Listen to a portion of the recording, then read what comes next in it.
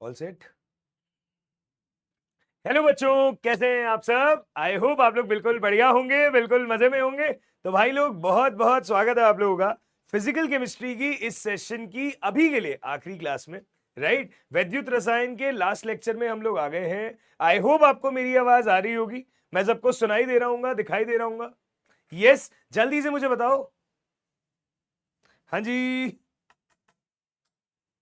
Batch गलत है, category. हाँ जी भाई लोग, जल्दी से मुझे बताएं। कैटेगरी कैटेगरी, जल्दी से मुझे बताएं, क्या मेरी आवाज सबको ठीक से आ रही है क्या? हाँ जी भाई, सुनाई दे रहा हूं मैं सही से, सबको दिखाई दे रहा हूं? जल्दी से बताइए प्लीज। हाँ भैया, चलिए चलिए चलिए चलिए, बहुत सही बहुत सही। तो आज की क्लास में हम लोग क्या करने वाले हैं? आज की क्लास में हम लोग क्या करने वाले हैं? हम लोग आज बातचीत करेंगे। हमने पिछली सभा में वैद्युत अपघटन चालू किया था, है ना? क्या किया था? गणनात्मक वैद्युत अपघटन चालू किया था। मैंने आपको एक क्वेश्चन दिया था होमवर्क में, पहले वो डिस्कस करते हैं, उसके बाद में चर्चा करते हैं फटाफट से गुणात्मक वैद्युत अपघटन के बारे में। जब गुणात्मक वैद्युत अपघटन पे चर्चा हो जाएगी, फिर हम लोग बातचीत करेंगे एक स्पेशल टाइप का। आपको ग्राफ दिखाना है, जो होते हैं चालकता अनुमापन वक्र। हम लोग चर्चा करेंगे चालकता अनुमापन वक्र। एक एक करके इसके केसेस देखेंगे, इसको समझेंगे और भैया चैप्टर को देंगे श्रद्धांजलि। वैद्युत रसायन बड़े दिनों से पढ़ रहे थे, अब इसको फाइनली क्या करेंगे? खत्म करेंगे। हाँ जी, एक बच्चा कह रहा है सर आप बड़े अच्छे लग रहे हो। भाई नहा के आया हूं, इसलिए अच्छा लग रहा हूं यार, है ना? रोज नहा के आता हूं, रोज बढ़िया लगना चाहिए। देखो आज क्यों लग रहा हूं यार? ऐसी बातें मत करा करो भाई, रोज रोज जैसी जनरल। चलो, हाँ जी, आपकी चैट हम देख नहीं पा रहे हैं, आपकी चैट हमें दिखे तो पता चले कि जनता के क्या हाल है। थोड़ी बातचीत करें फिर क्लास शुरू करें। बाय दैट टाइम मुझे जल्दी से बताओ, वॉइस स्लो है? वॉइस तो बिल्कुल सही है भाई, वॉइस स्लो तो नहीं होनी चाहिए। बाकी बच्चे बताना जरा, आवाज ठीक आ रही है क्या? सर थोड़ा इसको जूम कर सकते हैं क्या? हाँ, बेटर। हाँ मतलब मैं एक्सपैंड करने के लिए बोल रहा था, ये ठीक है। ओके।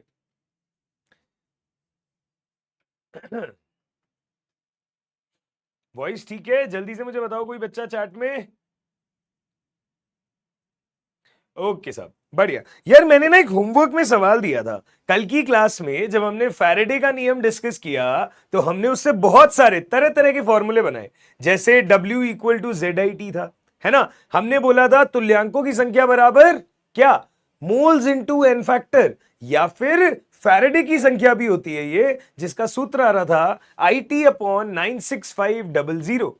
IT upon 96500। मैंने बोला था अगर आपको धारा का मान दिया जाए, अगर आपको समय का डेटा दिया जाए, तो 96500 से डिवाइड करके हम लोग फैराडे की संख्या ज्ञात कर सकते हैं, है ना? चैट चल नहीं रही है,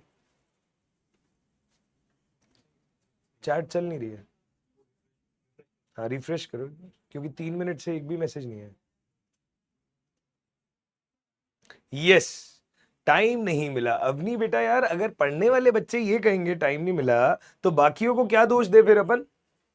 देखो भाई, ध्यान से देखो, ध्यान से देखो। होमवर्क वाला सवाल पहले डिस्कस करते हैं, फिर हम लोग आगे की चर्चा करेंगे।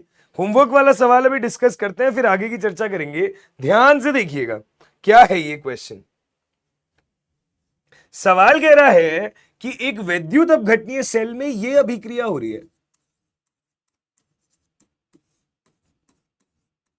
एक वैद्युत अपघटनीय सेल में यह अभिक्रिया हो रही है कि Cr2O7 से हम किधर जा रहे हैं? Cr+3 की तरफ।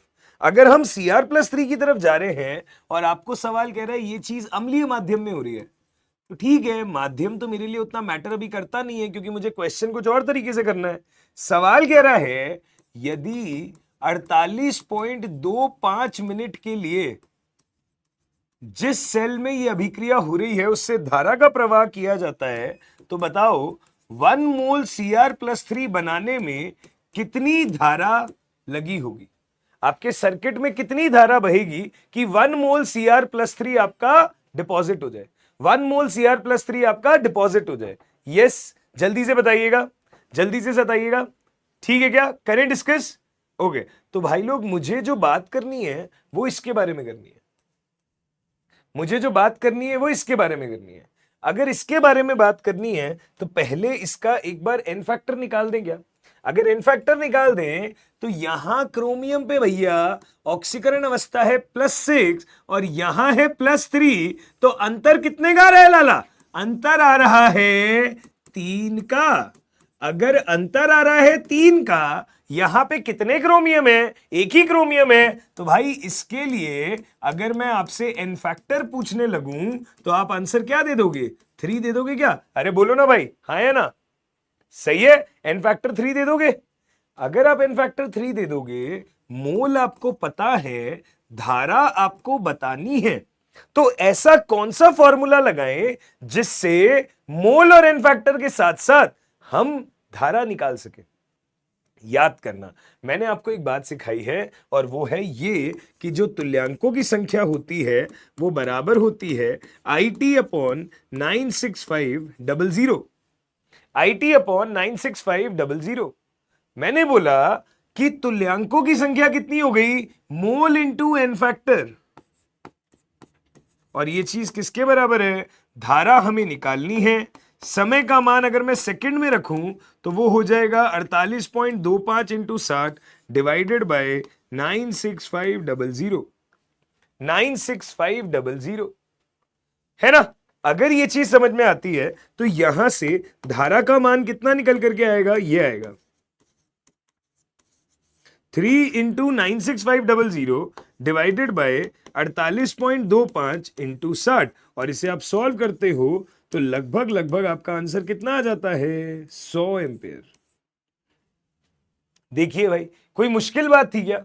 हाँ बेटा, आज कॉल जरूर करेंगे, आपको जरूर फोन करेंगे, बट पहले मैं चाह रहा हूं कि हम एक बार सारे टॉपिक खत्म कर ले, है ना? एक बार सारे टॉपिक खत्म कर लें, क्योंकि कंटेंट खत्म होना बहुत जरूरी है।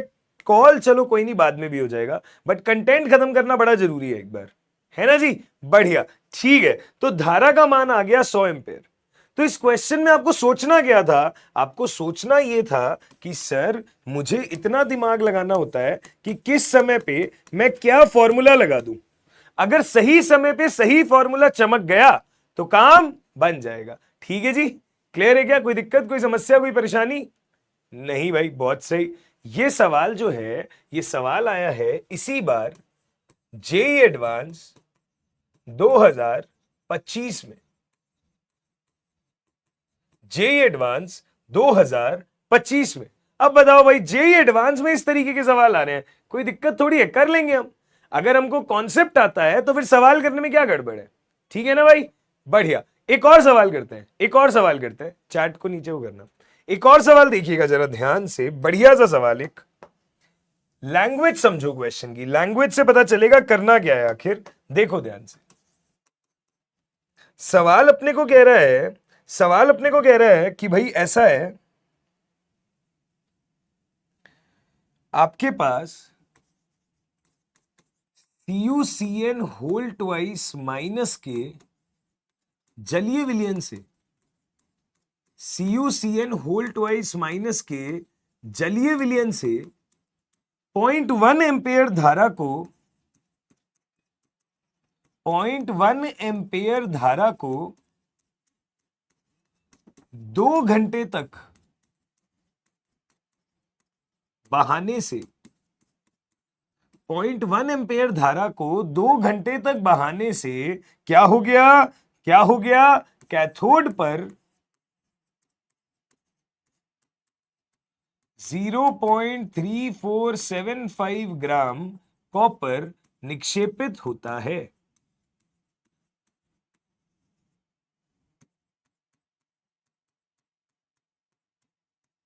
जीरो 0.3475 ग्राम कॉपर निक्षेपित होता है।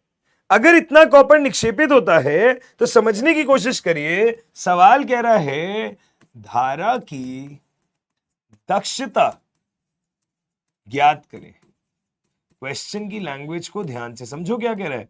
धारा की दक्षता ज्ञात करें। सवाल ने आपको बोला है कॉपर का मोलर भार होता है 63.5 ग्राम प्रति मोल, 63.5 ग्राम प्रति मोल, और ऑप्शंस हैं 79%, दूसरा ऑप्शन है 39.5%, तीसरा ऑप्शन है 63.25% और आखिरी ऑप्शन है 65%।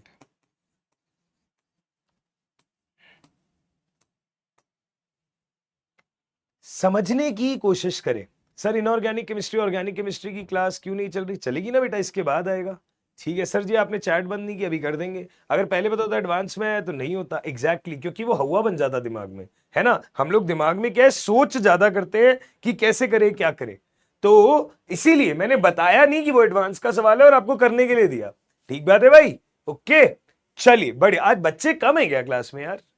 मुझे ऐसा क्यों फील हो रहा है कि आज बच्चे कम आए हैं। ऐसा क्यों भाई, कम बच्चे क्यों आए हैं? अच्छी क्लास चल रही है, लास्ट टॉपिक है, ध्यान से पढ़ना है, फिर भी यार बच्चे कम लग रहे हैं मुझे कक्षा में। चलिए गौर से देखिएगा, गौर से देखिएगा। हमारे पास ये सवाल है, हमारे पास ये सवाल है, ध्यान से देखना कैसे करेंगे। अगर मैं इस क्वेश्चन को मोटा मोटी समझने की कोशिश करूं, क्योंकि धारा की दक्षता एक नई चीज हमसे पूछी गई है, तो हमें दिमाग लगाना पड़ेगा उस हिसाब से। अगर लगाना पड़ेगा तो देखो मोटा मोटी हो ये रहा है कि सवाल ये कह रहा है कि ये रिएक्शन हो रही है CuCN होल ट्वाइस माइनस, इससे हम जा रहे हैं Cu में।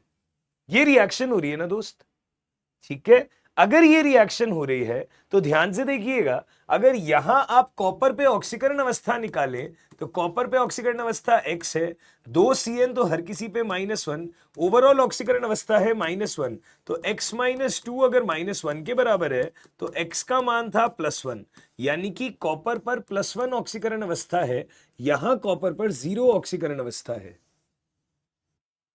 है ना। यहां कॉपर पर +1 ऑक्सीकरण अवस्था है, यहां कॉपर पर 0 ऑक्सीकरण अवस्था है। ठीक है भाई, बढ़िया है। अच्छा जी, अगर आप ध्यान से देखेंगे यहां तक, अगर आप ध्यान से देखेंगे यहां तक, तो अब सुनना मेरी बात को। अगर ये रिएक्शन हो रही है, मुझे डेटा किसका दिया है? मुझे डेटा दिया है कॉपर का। तो पहले, क्योंकि बहुत सारी लैंग्वेज है, मैं अपने काम का डेटा लिख लेता हूं, मैं अपने काम का डेटा लिख लेता हूं। तो अगर मैंने धारा का मान देखा तो भैया धारा का मान है 0.1 एम्पियर, समय है 2 घंटा, और कितना कॉपर बन रहा है? कॉपर बन रहा है मालिक 0.3475 ग्राम। बहुत बढ़िया। सवाल ने पूछा क्या है? सवाल ने कहा है धारा की दक्षता ज्ञात करें। सर ये थोड़ी अजीब सी बात है, मतलब दक्षता क्या होता है? दक्षता क्या होती है? दक्षता का मतलब ये सर, कोई फैराडे की संख्या पूछता तो हम बता देते, तुल्यांक फुल्यांक पूछता तो हम बता देते। धारा भी दी हुई है, समय भी दिया हुआ है, डब्ल्यू भी दिया हुआ है। तो बेटा क्वेश्चन ने आपके साथ बड़ा स्मार्ट गेम खेला है। आप एक बात बताओ, अगर आपसे यहां वो कुछ पूछना भी चाहे तो वो क्या पूछेगा? सब कुछ तो पता है, W आपको पता है, I आपको पता है, T आपको पता है, और Z तो होता ही क्या है, E/96500। जब मुझे भार पता है इसका, n फैक्टर मैं निकाल ही लूंगा, तो Z भी पता है। तो यहां से दिमाग चलना चाहिए कि जब सब कुछ ही पता है तो निकालूं क्या। तो सवाल ने कहा धारा की दक्षता, दक्षता मतलब कि शायद एक्चुअल में 0.1 एम्पेयर धारा का प्रवाह नहीं हो रहा है। क्योंकि धारा की दक्षता पूछी है तो क्यों ना मैं बाकी सारी वैल्यूज डाल के आई निकालने की कोशिश करूं। अगर आई का मान 0.1 एम्पेयर आ गया सॉल्व होके, इसका मतलब जो दिया हुआ है वो सत्य है, 100% दक्षता है। अगर उससे कम आ गया या ज्यादा आ गया तो अपन देख लेंगे फिर क्या करना है। तो मैंने बोला कि भाई दक्षता का मतलब होता है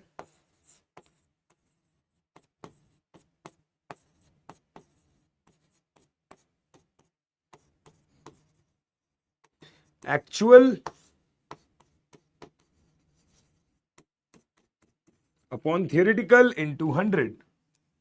मतलब सैद्धांतिक रूप से सवाल ये कह रहा है कि इतनी धारा का प्रवाह हो रहा है, बट वास्तविक में कितना हो रहा है वो तो कैलकुलेट करके ही पता चलेगा, है ना। इनटू 100 कर देंगे, ये दक्षता हो जाएगी।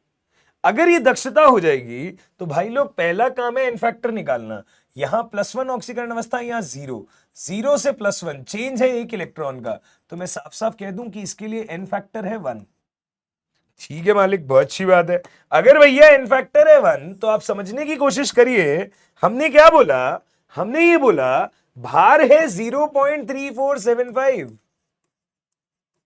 ये बराबर होता है ई क्या होता है, मोलर भार upon n factor upon 96500 into धारा हमें निकालनी है, इंटू समय है 2 घंटा, 2 घंटे को सेकंड में ले जाओगे तो 1 घंटे में 60 मिनट और 1 मिनट में 60 सेकंड, 1 घंटे में 60 मिनट और 1 मिनट में 60 सेकंड। तो हमने इस तरीके से इसको लिखा। तो यहां से आप देखने की कोशिश करिए, आपके पास में वैल्यू बन रही है कुछ ये कि 0.3475 ये बराबर हो गया 63.5 अपॉन 96500 इंटू आई इंटू 2 इंटू 3600। सही है भाई, यहां से आई निकाल सकता हूं मैं। अगर मैं यहां से आई निकालने की कोशिश करता हूं तो मेरे पास आई का मान आ रहा है 0.3475 into 965 divided by 63.5 into 2 into 36। 0.3475 into 965, इस कैलकुलेशन को करके देखना पड़ेगा। अगर इस कैलकुलेशन को करके देखना पड़ेगा तो मैंने कहा कैलकुलेटर चला लेते हैं जरा। तो हमने बोला है 0.3475 इंटू 965, ये वैल्यू है 335.33 डिवाइडेड बाय 63.5 इंटू 72 कर दूं क्या भाई, इतनी तो मुझे भी आती है मैथ्स। ठीक है सर, 4572 कर दो। अगर हम इसको सॉल्व करें तो ये क्या बन रहा है 0.073 एम्पेयर। अब देखो मजा, भाई तुम तो ये मान के चल रहे थे कि 0.1 एम्पेयर धारा का प्रवाह हो रहा है, बट जो डेटा तुमको दिया है उस डेटा के हिसाब से हमें यह समझ में आ रहा है कि इतनी धारा का प्रवाह हो रहा है, यानी कि एक्चुअल वैल्यू ये है। सैद्धांतिक रूप से तुम्हें दिया हुआ था कि 0.1 एम्पेयर का प्रवाह होगा, बट वास्तविकता में इतना है। अगर इतना है तो हम दक्षता कैसे निकालेंगे,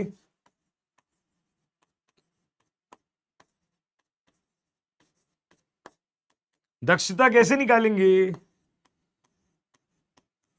0.073 डिवाइडेड बाय 0.1 इंटू 100। अगर इसे हम सॉल्व करते हैं तो लगभग लगभग आंसर आ रहा है 73% के आसपास। हमें क्लोजेस्ट ऑप्शन टिक करना है। क्लोजेस्ट ऑप्शन कौन सा है, ए ऑप्शन।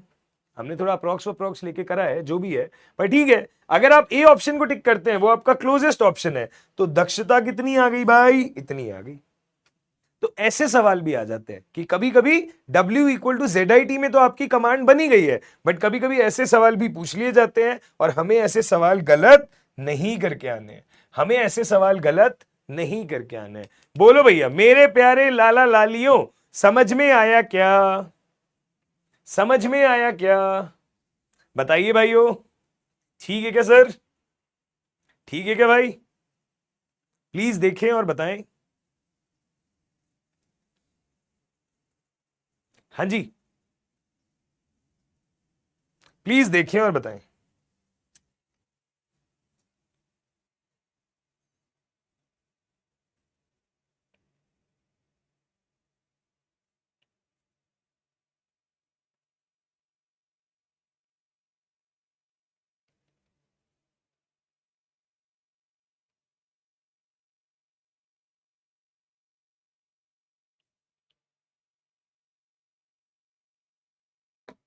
ठीक है सर, चलें अगले सवाल पे। ओके भैया, अगर यहां तक सब कुछ क्लियर है, अगर यहां तक सब कुछ क्लियर है तो आइए जी नेक्स्ट टॉपिक को शुरू करते हैं, है ना। मुझे लगता है आप सबको फैराडे का प्रथम नियम बढ़िया से समझ में आ गया है। आप सबको फैराडे का प्रथम नियम बढ़िया से समझ में आ गया है ना। ठीक है जी, अगर प्रथम नियम समझ में आ गया है तो अब बात है द्वितीय नियम पे जाने की। बेटा ताप बढ़ाने पे चालकता बढ़ेगी ना आदिल खान, राइट। ठीक है, अब हमें बातचीत करनी है अगले टॉपिक पे, जो है नियम नंबर 2।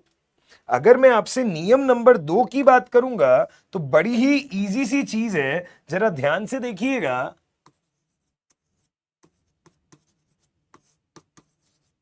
अगर आप नियम नंबर 2 देखें तो नियम नंबर 2 क्या कहता है, नियम नंबर 2 क्या कहता है? नियम नंबर 2 ये कहता है कि यदि दो या दो से ज्यादा वैद्युत अपघटनीय सेल एक दूसरे के साथ श्रेणी में जुड़े हैं, श्रेणी में जुड़े हैं, सीरीज में जुड़े हैं, तो ऐसी स्थिति में क्या होगा? तो मैंने बोला कि यदि दो या दो से अधिक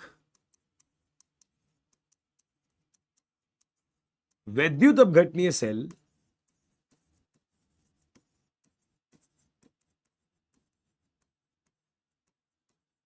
यदि दो या दो से अधिक वैद्युत अपघटनीय सेल सीरीज में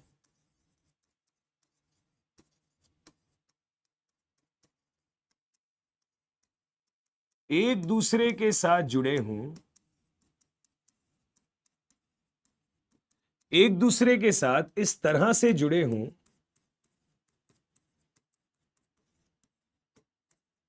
एक दूसरे के साथ इस तरह से जुड़े हों कि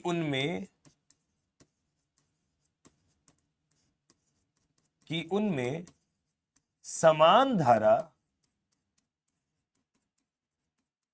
समान समय के लिए प्रवाहित की जा रही है, समान धारा समान समय के लिए प्रवाहित की जाती है।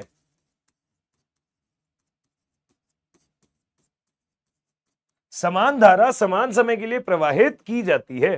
तो ऐसी स्थिति में क्या होता है? ऐसी स्थिति में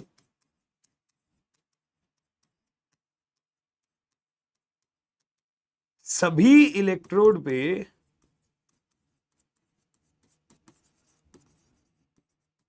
डिपॉजिट, निक्षेपित को मैंने इंग्लिश में लिख दिया, डिपॉजिट होने वाले पदार्थों के, डिपॉजिट होने वाले पदार्थों के तुल्यांक समान होते हैं।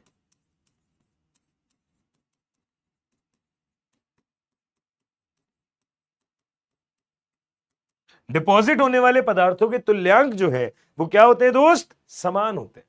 अगर ऐसा है कि दो या दो से अधिक वैद्युत अपघटनीय सेल हैं जिन्हें आपने सीरीज में जोड़ा हुआ है, ठीक है, तो हम बोलते हैं अगर समान धारा को समान समय के लिए प्रवाहित किया जाए तो सभी इलेक्ट्रोड पर डिपॉजिट होने वाले पदार्थों के तुल्यांक समान होते हैं। अगर ऐसा है तो ध्यान से देखिएगा, कुछ इस तरीके की स्थिति है।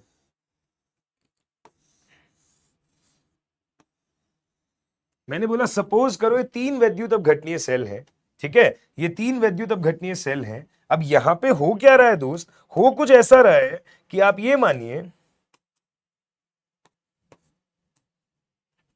कि ये मेरा इसमें कैथोड है, एनोड है, ये मेरा इसमें कैथोड है, ये इसके अंदर है, ये इसके अंदर दूसरे वाला है, ये इसके अंदर है, और ये इसके अंदर दूसरे वाला है। हर बीकर में हमारे पास वैद्युत अपघट्य अलग अलग भरा हुआ है। जैसे अगर मैं मानूं कि यहां ZnCl2 भरा हुआ है, यहां कॉपर नाइट्रेट भरा हुआ है, यहां कुछ और भरा हुआ है, निकल नाइट्रेट भरा हुआ है, तो हर जगह पे अलग अलग वैद्युत अपघट्य भरे हुए हैं। अब मैंने इनको आपस में इस तरीके से तार से जोड़ा हुआ है।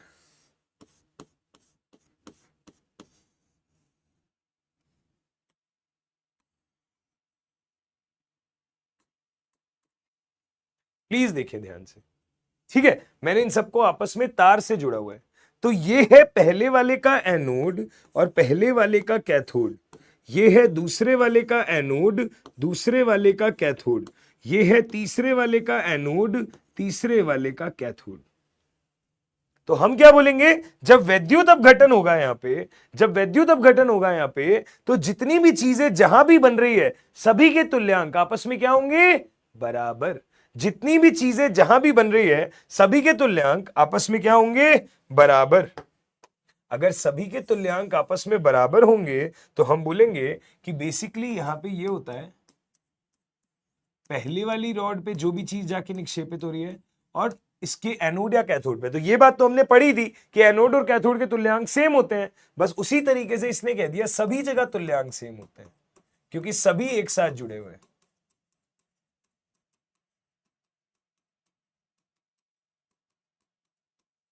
सभी एक जगह जुड़े हुए हैं, तो सभी के जो तुल्यांक हैं वो क्या हो गए, सेम हो गए। सभी के जो तुल्यांक हैं वो क्या हो गए, सेम हो गए। ये फैराडे का सेकंड नियम है। अब आपको फॉर्मूला तो वही है जो आप हर बार लगाते थे, या तो दिया गया भार अपॉन तुल्यांक की भार लगा दो, या मोल इंटू एन कारक लगा दो, या मोलरता इंटू आयतन इंटू एन कारक लगा दो, या नॉर्मलता इंटू आयतन लगा दो। जो भी फॉर्मूला लगाना चाहते हो वो वाला फॉर्मूला आप लगा सकते हो। जैसे मैं इस चीज को एक सवाल से समझाता हूं, सवाल से बेहतर समझ में आएगी। सवाल क्या कह रहा है, देखो ध्यान से। सवाल बोल रहा है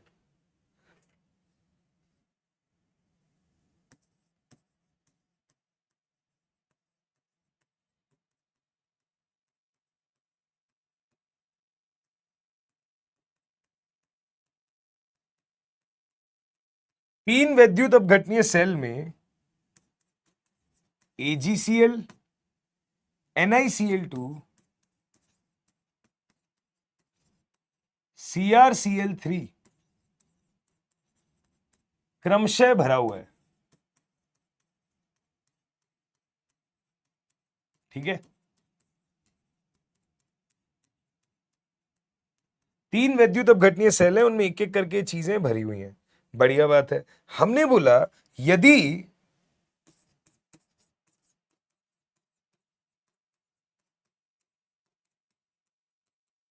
तीनों सेल को सीरीज में जोड़कर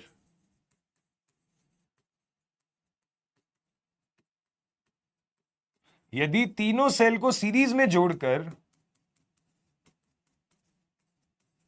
एक फैराडे आवेश पास कराया जाता है, तीनों सेल को सीरीज में जोड़कर एक फैराडे आवेश पास कराया जाता है, तो हम क्या बोलेंगे, हम बोलेंगे कैथोड पर निक्षेपित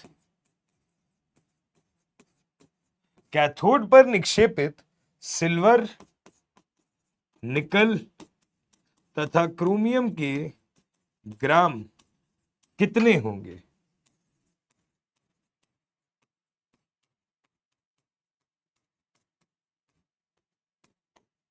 सिल्वर, निकल, क्रोमियम के ग्राम कितने होंगे, हमको ये बताना है।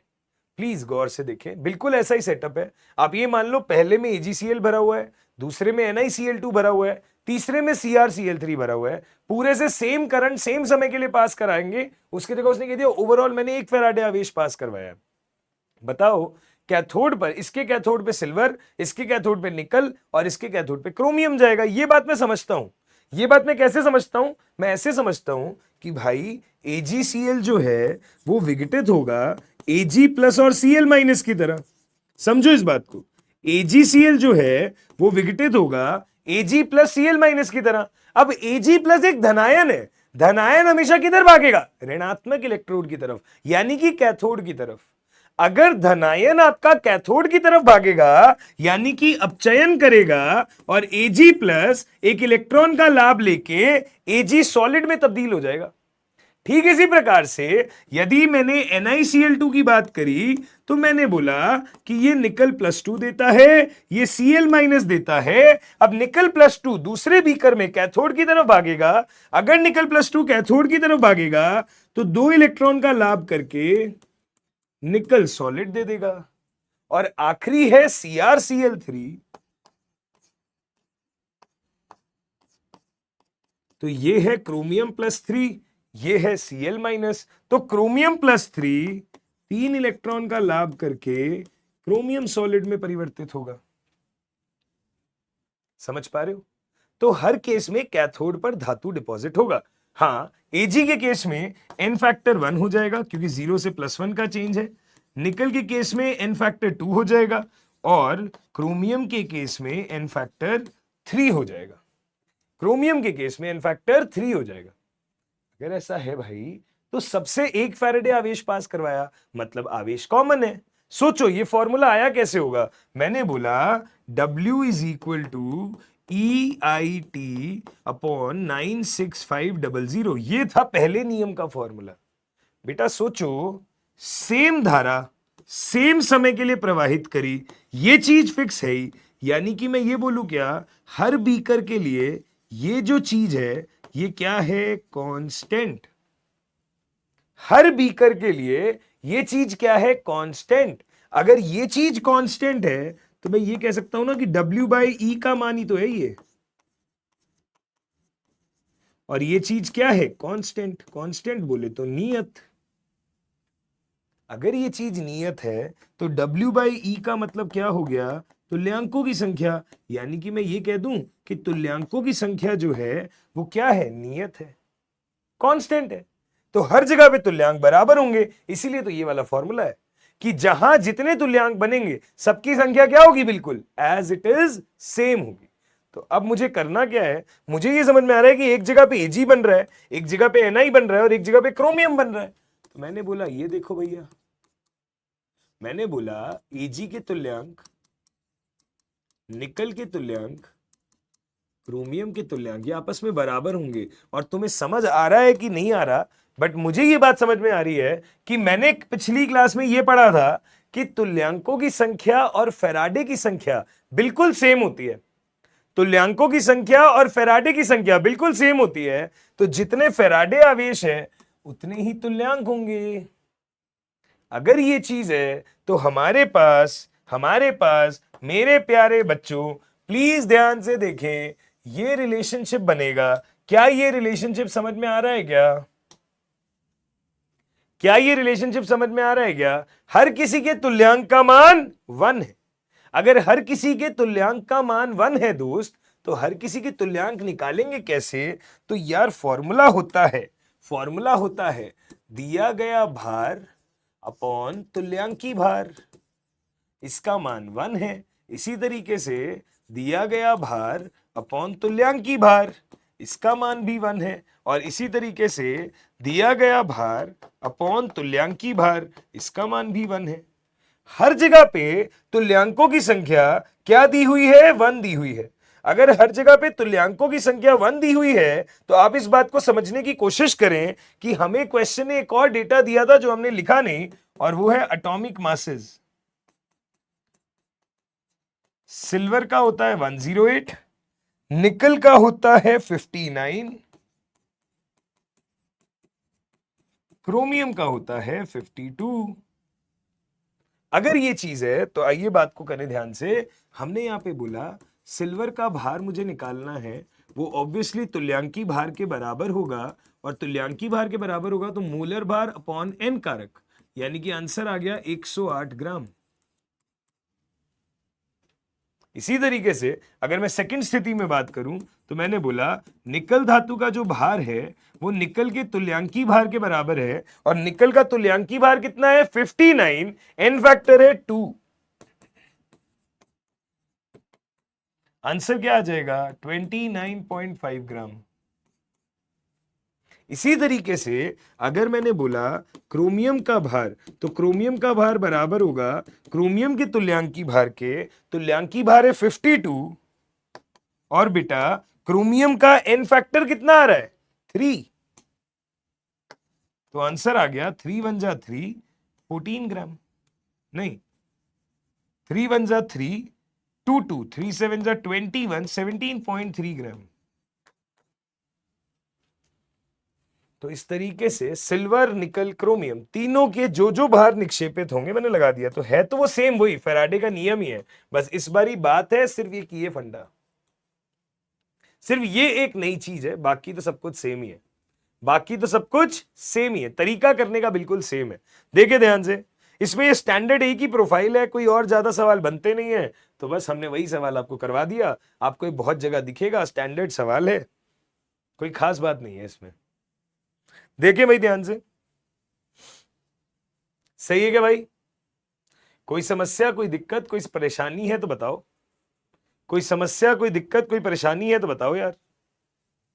ठीक है भाई, कर लेंगे। चलिए आइए अगली चीज पे चलते हैं। अभी तक हमने क्या किया, अभी तक बेटा हमने ना गणनात्मक वैद्युत अपघटन का केस किया। गणनात्मक वैद्युत अपघटन में क्या होता था, आपको बताया जाता था सवाल के अंदर कि कैथोड या एनोड पर क्या बनेगा, कितना मोल बनेगा, कितना ग्राम बनेगा, वो आप कैलकुलेट करते थे। बट आपको यह बताया जाता था कि कैथोड एनोड पे क्या बनेगा। अगर ये बात है तो आप ध्यान से देखें बेटा, 1 2 3 एन फैक्टर के मान है, क्या कर रहा है मैन, अब हम चलते हैं भाई, लास्ट क्लास यार, मैं डांटना नहीं चाहता, ऐसे मत करो यार, देखो ध्यान से। अब हम क्या कर रहे हैं, अब हम कह रहे हैं सर अभी तक तो आप क्वेश्चन में हमें दिया करते थे कि वैद्युत अपघटन से क्या बनेगा, अब हम जानना चाहते हैं कि वैद्युत अपघटन से क्या बनेगा। तो वैद्युत अपघटन से क्या बनेगा ये जानने के लिए हम बात करेंगे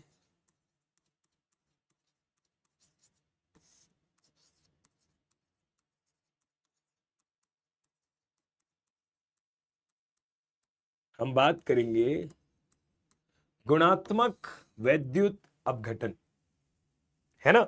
हम बातचीत करेंगे गुणात्मक वैद्युत अपघटन। मैंने आपको कल बताया था वैद्युत अपघटन दो तरीके से होता है, एक गुणात्मक एक गणनात्मक। गणनात्मक में हम सवाल सॉल्व करते हैं, हमें बताया जाता है वैद्युत अपघटन से क्या बनेगा, हम यह पता करते हैं कि कितना बनेगा, ग्राम में, मोल में, आयतन में, कैसे भी। अब आज मैं क्या करने वाला हूं, मैं यह पता करने वाला हूं कि वैद्युत अपघटन से क्या बनेगा, कैसे बनेगा। मतलब हम इलेक्ट्रोलिसिस के प्रोडक्ट पता करने वाले हैं। हम क्या पता करने वाले हैं, वैद्युत अपघटन को इंग्लिश में कहते हैं इलेक्ट्रोलिसिस, तो हम पता करने वाले हैं प्रोडक्ट्स ऑफ इलेक्ट्रोलिसिस। हम पता करने वाले हैं प्रोडक्ट्स ऑफ इलेक्ट्रोलिसिस। तो बेटा ध्यान से देखना, जो केसेस मैं बता रहा हूं इतने केसेस आप ध्यान रखेंगे अगर, तो आपका काम आसानी से बन जाएगा। और हम लॉजिक भी समझते हैं कि हर केस में क्यों आती है वैल्यूज।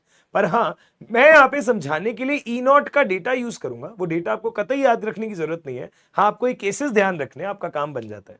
ठीक है, देखना गौर से, देखना गौर से। सबसे पहला एग्जाम्पल मैंने लिया, सबसे बेसिक, सबसे पहला एग्जाम्पल मैंने लिया सबसे बेसिक।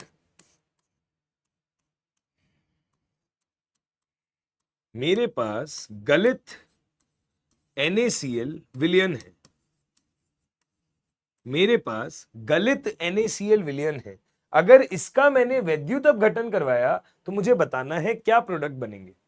मैंने गलित NaCl विलयन लिया है, अगर इसका मैं वैद्युत अपघटन करवाता हूं तो क्या प्रोडक्ट बनेंगे। तो बेटा ध्यान से समझो, एक होता है गलित, एक होता है जलीय। जलीय का मतलब है कि NaCl को जल में घोला गया, पर गलित का मतलब है कि NaCl को मेल्ट करके द्रवित अवस्था सी बना दी उसकी हमने, है ना, द्रवित अवस्था सी बना दी हमने उसकी।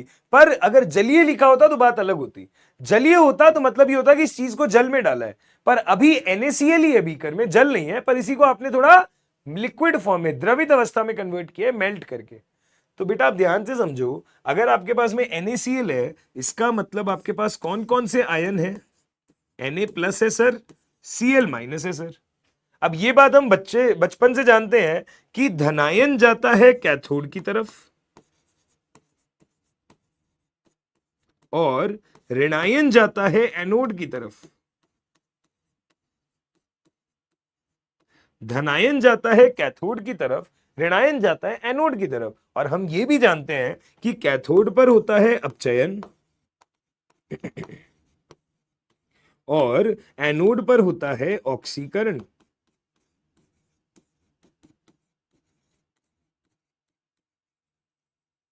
एनोड पर होता है ऑक्सीकरण, कैथोड पर होता है अपचयन। कैसे होगा, क्या होगा, उसकी हमें बात करनी है। तो आइए भाई ध्यान से समझते हैं कि कैसे होगा ये सब। अगर मैं बात करता हूं कैथोड पर, अगर मैं बात करता हूं कैथोड पर, तो मैं बोलूंगा कि Na प्लस जो है वो एक इलेक्ट्रॉन का लाभ करके Na सॉलिड में जा रहा है। और अगर मैं बात करूं एनोड पे, क्या होता है ऑक्सीकरण, तो ऑक्सीकरण में क्या होता है, ये जो Cl माइनस है ना, ये भैया क्लोरीन गैस में जाता है। अगर बैलेंस करेंगे तो यहां पे 2 इलेक्ट्रॉन की हानि हो जाएगी, है ना, क्योंकि यहां -2 चार्ज है तो उसको बैलेंस करने के लिए वहां 2 इलेक्ट्रॉन लगेंगे। यहां +1 चार्ज था तो बैलेंस करने के लिए -1, एक माइनस इलेक्ट्रॉन लग गया। तो आप ध्यान से समझें, बहुत आसान था कि अगर आपने कैथोड पे अपचयन करवाया +1 से 0 गए, एनोड पे ऑक्सीकरण करवाया -1 से 0 गए। तो आपको यह समझ में आ गया कि अगर गलित NaCl का वैद्युत अपघटन होता है दोस्त, अगर गलित NaCl का वैद्युत अपघटन होता है तो कैथोड पे सोडियम धातु बनती है और एनोड पे क्लोरीन गैस।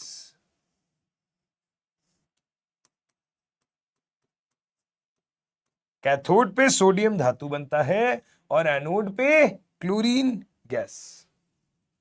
तो यानी कि मुझे प्रोडक्ट बताने आ गए मुझे प्रोडक्ट बताने आ गए, मैंने बोल दिया कैथोड पे सोडियम धातु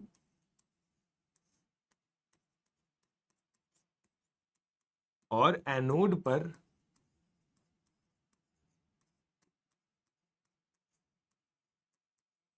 क्लोरीन गैस। कैथोड पर सोडियम धातु, एनोड पर क्लोरीन गैस, कोई दिक्कत नहीं। ये गलित NaCl था। चलते हैं केस नंबर 2 पे, एग्जाम्पल नंबर 2 पे। एग्जाम्पल नंबर 2, अब देखो मैंने क्या किया। मैंने किया जलीय CuSO4 विलयन का वैद्युत अपघटन। तो मुझे एक बात बताओगे कि ये जो वैद्युत अपघटन हो रहा है ये कैसे हो रहा होगा? हो ऐसा रहा होगा कि भाई हमारे पास एक बीकर होगा, एक बीकर होगा, उसमें हमने NaCl डाला होगा, यहां मेरे पास एक रॉड होगी, यहां मेरे पास दूसरी रॉड होगी, और यहां मैंने उसको तार से जोड़ दिया। तो बेटा जी सीधी सी बात है, ये आपकी क्या है? एनोड, और ये आपकी क्या है? कैथोड। पर ऑब्वियसली ये दोनों रॉड किससे बनी हुई है? प्लैटिनम से। ये दोनों रॉड किससे बनी हुई है? प्लैटिनम से। क्यों? क्योंकि जब कोई रॉड नहीं दी हुई तो प्लैटिनम ही मानते हैं हम लोग। हमने कल भी बताया था वैद्युत अपघटनीय सेल में। और प्लैटिनम रॉड जो है वो अक्रियाशील होती है। तो जब तक आपको कुछ ना दिया हो आप प्लैटिनम रॉड करके करोगे काम। पर अगर उसने कह दिया क्रियाशील इलेक्ट्रोड है तो हम चेंज कर लेंगे अपनी बात। अभी बताऊंगा उसका केस भी। बट अगर मैंने अभी आपको नॉर्मली बोला जलीय CuSO4 विलयन है, तो इससे आपके दिमाग में क्या इमेज आई कि बीकर में CuSO4 भरा हुआ है और दोनों साइड हमने प्लैटिनम रॉड लगाई हुई है और उसको तार से जोड़ा हुआ है बैटरी से। अब मजे की बात देखो, अभी तक गलित की बात हो रही थी, तो गलित में तो वही NaCl था तो काम बन गया।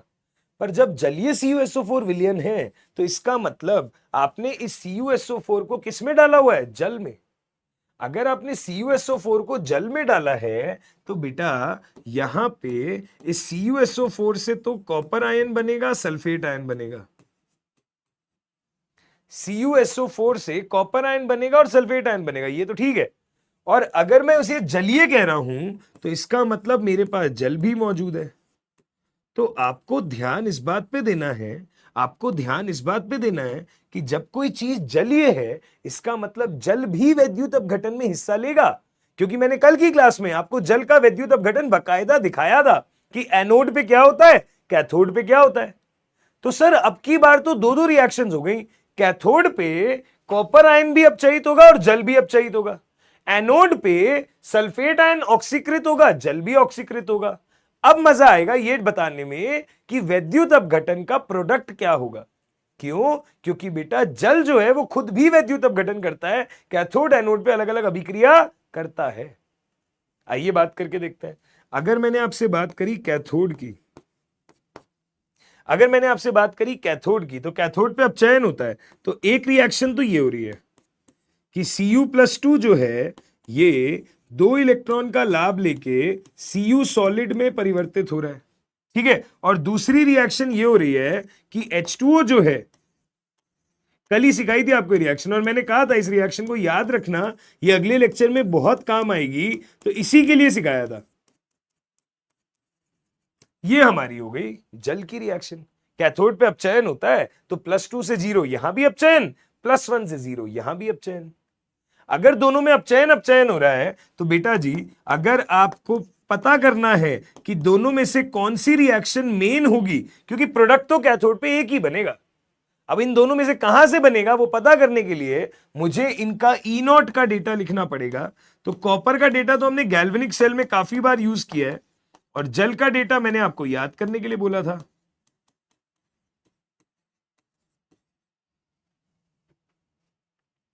इसी तरह हम एनोड पे आते हैं, अभी सिखाऊंगा इससे करना क्या है, बट ठीक इसी तरह हम एनोड पे आते हैं। अगर मैं एनोड पे आता हूं तो सल्फेट आयन ऑक्सीकृत होके ना, ध्यान दीजिएगा, सल्फेट आयन ऑक्सीकृत होके बेटा इसमें जाता है H2O8-2 में, और साथ में आपके 2 इलेक्ट्रॉन की हानि होती है।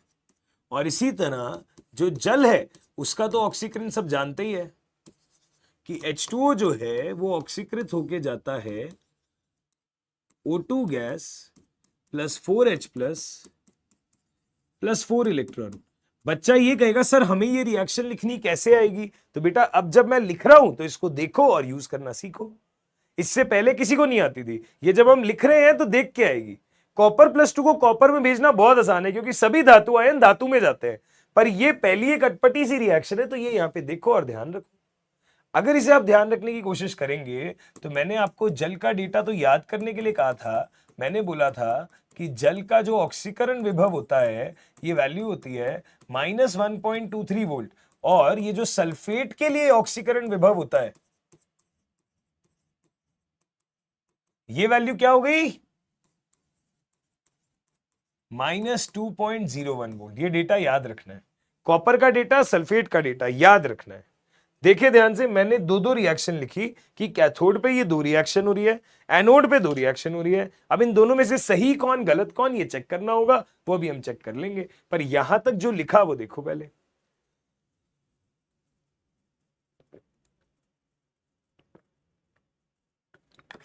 ठीक है भाई, आइए, अगर ये चीज क्लियर है तो अब क्या करें। तो बेटा जी, कैथोड पे होता है अपचयन। याद करो एक लाइन, मैंने आपको यह सिखाया था, जिसका एसआरपी ज्यादा उसके अपचयित होने का सामर्थ्य भी ज्यादा। इसी तरह जिसका एसओपी ज्यादा उसके ऑक्सीकृत होने का सामर्थ्य भी ज्यादा। याद करो, गैल्वेनिक सेल में सिखाई थी ये बात। अगर ये चीज हम ध्यान में रखते हैं तो क्या ये दोनों अपचयन के डेटा है? हाँ भाई, +2 से 0, +1 से 0, हाइड्रोजन या +1 से 0 ही तो हो रहा है। तो अगर ये दोनों अपचयन के डेटा हैं तो जिसका एसआरपी ज्यादा उसके अपचयन होने का सामर्थ्य भी ज्यादा। तो हमने बोला 0.34 और -0.83, इन दोनों में से ज्यादा कौन है? 0.34। साइन के साथ देखेंगे तो कैथोड पे कौन सी रिएक्शन होने के चांसेस ज्यादा है?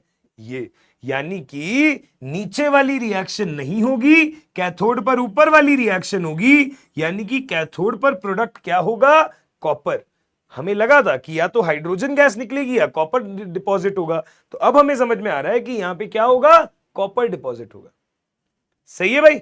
ठीक इसी प्रकार अगर हम एनोड पे जाएं तो बेटा एनोड पे देखो, यहां सल्फर जो है ये +6 में है और यहां है 2x -16 = -2, तो +7 में, +6 से +7 ऑक्सीकरण हो रहा है, और यहां ऑक्सीजन -2 से 0 जा रही है, तो -2 से 0 भी ऑक्सीकरण हो रहा है। अगर ये दोनों मेरे पास ऑक्सीकरण की अभिक्रियाएं हैं, अगर ये दोनों मेरे पास ऑक्सीकरण की अभिक्रियाएं हैं तो ऑक्सीकरण की अभिक्रियाओं का डेटा भी है। अगर डेटा है तो इन दोनों डेटा में से कौन सा डेटा ज्यादा है? ये वाला डेटा ज्यादा है। तो जो वैल्यू ज्यादा होगी वही होगी, क्योंकि जिसका एसओपी ज्यादा उसके ऑक्सीकृत होने का सामर्थ्य ज्यादा, उस अभिक्रिया के एनोड पे होने के चांसेस ज्यादा। तो हमने बोला ये अभिक्रिया एनोड पे होगी और ये वाली नहीं होगी। तो इसका मतलब एनोड पर क्या बनेगा? Oxygen gas. इसका मतलब एनोड पर क्या बनेगी? Oxygen gas. उत्सर्जित क्या होगी? Oxygen gas. तो अब ध्यान से समझिएगा, हमने बोला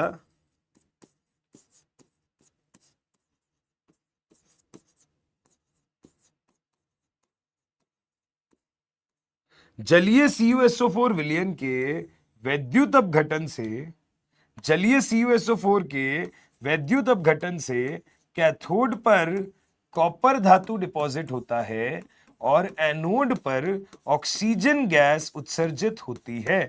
बताओ भैया, समझ में आई क्या ये बात? ये रिजल्ट आपको ध्यान भी रखना है, ये रिजल्ट आपको ध्यान भी रखना है। और तरीका मैंने आपको सिखाया कि हम रिएक्शंस लिखेंगे, E0 को कंपेयर करेंगे, जो E0 काम का होगा उस पर बात करेंगे। तो देखें भाई, जलीय CuSO4 विलयन से कैथोड पे कॉपर धातु और एनोड पे ऑक्सीजन गैस निकलती है। ये रिजल्ट आपको याद भी रखना है, बट ये रिजल्ट आया कैसे मैंने आपको बता भी दिया। प्लीज गौर से देखें, कोई दिक्कत है तो बताएं। हाँ जी,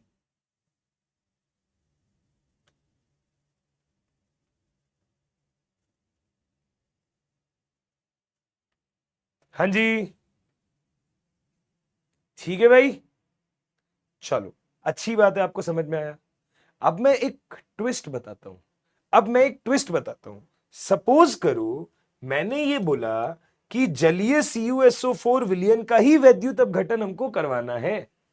सपोज करो मैंने अगला एग्जांपल लिया कि मुझे जलीय CuSO4 विलयन का वैद्युत अपघटन ही करवाना है।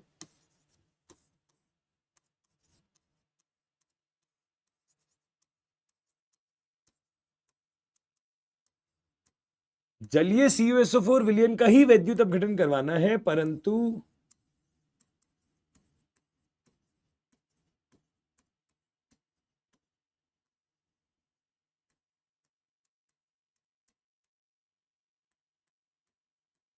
कॉपर इलेक्ट्रोड द्वारा। मुझे जलीय CuSO4 विलयन का वैद्युत अपघटन करवाना है, परंतु कॉपर इलेक्ट्रोड द्वारा करवाना है। अगर मुझे कॉपर इलेक्ट्रोड द्वारा करवाना है तो पिछले केस में और इस केस में अंतर क्या है, समझ में आ रहा है? अंतर यह है भाई कि पिछले केस में प्लैटिनम इलेक्ट्रोड थे तो वो अक्रियाशील इलेक्ट्रोड थे, वो रिएक्शन में शामिल नहीं होते थे, परंतु अब की बारी कॉपर इलेक्ट्रोड है और कॉपर इलेक्ट्रोड क्या होते हैं? क्रियाशील। यानी कि अब ये भी वैद्युत अपघटन में हिस्सा लेंगे, अब ये भी वैद्युत अपघटन में हिस्सा लेंगे। तो होगा क्या, अब की बारी कंपटीशन और बढ़ गया भैया, इसके आयन, जल और साथ में इलेक्ट्रोड, सभी की बातें होंगी। तो बेटा सभी की बातें होंगी तो ध्यान से देखिए, सबसे पहले अगर हम कैथोड पे बात करें तो अगर मैं जल के हिसाब से बात करूं तो जल के हिसाब से ये होता है कि H2O जो है वो 2 इलेक्ट्रॉन का लाभ करके हाइड्रोजन गैस और OH माइनस एक्वस में परिवर्तित हो जाता है, और इसके लिए E0 का मान हमें पता होता है।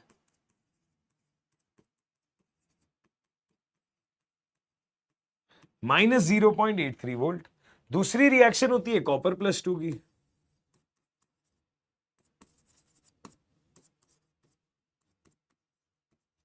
ये 2 इलेक्ट्रॉन लेके कॉपर सॉलिड में कन्वर्ट होती है, और यहां पे जो हमारे पास में E0 का मान है वो हो जाता है +0.34 वोल्ट। और अब मुझे एक बात बताओ, अगर कॉपर के इलेक्ट्रोड है तो होगा क्या? तो बेटा याद होगा आपको, मैंने गैल्वेनिक सेल में सिखाया था कि जो कैथोड है वो क्या होगा बेटा, धीरे धीरे बीकर से जो आयन है वो आके कैथोड पे जमा होंगे, मतलब कॉपर +2 आके कॉपर पे जमा होगा, तो कैथोड का भार तो बढ़ता जाएगा और एनोड क्या होगा, धीरे धीरे बीकर में घुलता जाएगा, तो एनोड का भार कम होता जाएगा। कैथोड एनोड का यही काम होता है, क्योंकि ऑक्सीकरण का मतलब इलेक्ट्रॉन जाते जा रहे हैं, एनोड घुलता जा रहा है, और उधर से इलेक्ट्रॉन इस रॉड पे आते जा रहे हैं तो बीकर के आयन उस पे जाके आकर्षित होते जा रहे हैं। तो कॉपर +2 कॉपर में निक्षेपित होगा, यही कैथोड की अभिक्रिया थी। तो आयन की वजह से भी यही अभिक्रिया है और बीकर में कॉपर इलेक्ट्रोड की वजह से भी यही अभिक्रिया है, तो यह अभिक्रिया तो कॉमन है। तो कैथोड पे तो जो हाल पहले था वही अब है, यही दो रिएक्शन पहले हो रही थी यही अब हो रही है, चाहे आपका क्रियाशील इलेक्ट्रोड हो चाहे अक्रियाशील। परंतु अगर मैं एनोड पे गया तो वहां पे जल की वजह से क्या पिक्चर चल रही है, ये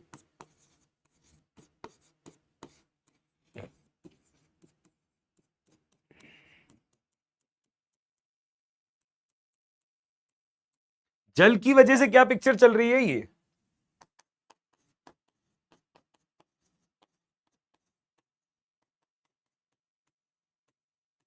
-1.23 वोल्ट। अच्छा जी, दूसरी बात क्या हो रही है हमारे पास में, सल्फेट आयन की।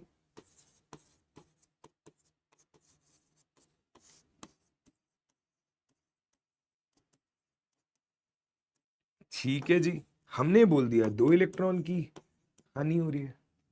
ये हमारे पास में एक और रिएक्शन है,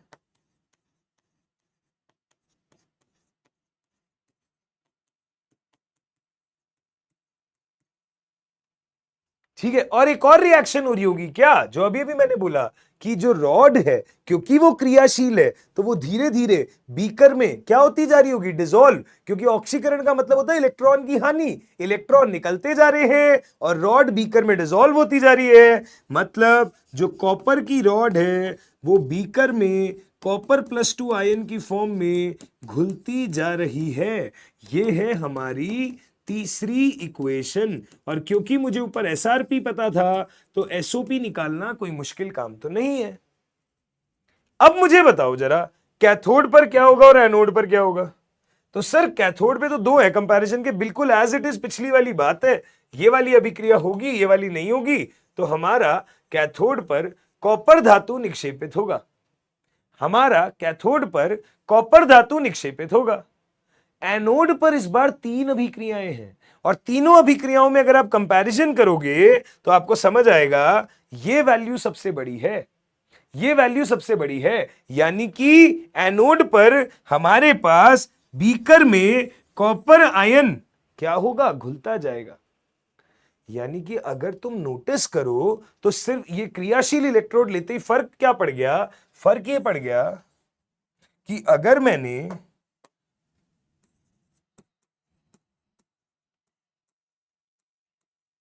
जलीय CuSO4 ले लिया कॉपर इलेक्ट्रोड की मदद से, अगर मैंने जलीय CuSO4 ले लिया कॉपर इलेक्ट्रोड की वजह से, तो हमारे पास कैथोड और एनोड पे क्या होगा, हम बोलेंगे कैथोड पे तो कॉपर धातु निक्षेपित होगी और एनोड पे कॉपर आयन बनता जाएगा बीकर में। यानी कि अल्टीमेटली जो बन रहा है वही खप रहा है ना, जो बन रहा है वही खप रहा है। कैसे, तुम सोचो, एनोड में यहां ये पिक्चर चल रही है, ठीक है, मैं शॉर्ट में समझाता हूं। यहां पे क्या हो रहा है, ये जो है रॉड, इससे बीकर में कॉपर आयन की सांद्रता बढ़ रही है और वही कॉपर आयन फिर जाके इस रॉड पे चिपक रहे हैं, क्योंकि यहां पे क्या हो रहा है, कॉपर +2 जाके कॉपर में कन्वर्ट हो रहा है और यहां कॉपर +2 में कन्वर्ट हो रहा है। तो जो यहां बीकर में जा रहा है वही बीकर से वापस से रॉड पे जाके चिपक रहा है, मतलब जो बन रहा है वही खप रहा है। नेट चेंज है 0, बट यस प्रोडक्ट तो अलग अलग है, प्रोडक्ट तो अलग अलग है। अगर आप प्लैटिनम इलेक्ट्रोड लेते तो ऑक्सीजन गैस निकल रही थी, पर क्योंकि आपने क्रियाशील इलेक्ट्रोड ले लिया तो जो बन रहा है वही खप रहा है। तो नेट सांद्रता में कोई अंतर नहीं आएगा, बीकर में जितनी कॉपर आयन की सांद्रता शुरुआत में थी उतनी ही बाद में रहेगी, क्योंकि जितने एक्स्ट्रा कॉपर आयन आ रहे हैं एनोड की वजह से वो वापस से कैथोड पे जाके चिपक रहे हैं, वो वापस से कैथोड पे जाके चिपक रहे हैं। यानी कि हम बोलेंगे लाला, इसे ध्यान से लिख ले क्योंकि इस पे बहुत सवाल आते हैं। हम बोलते हैं वैद्युत अपघटन के अंत में, वैद्युत अपघटन के अंत में बीकर में Cu+2 आयन की सांद्रता में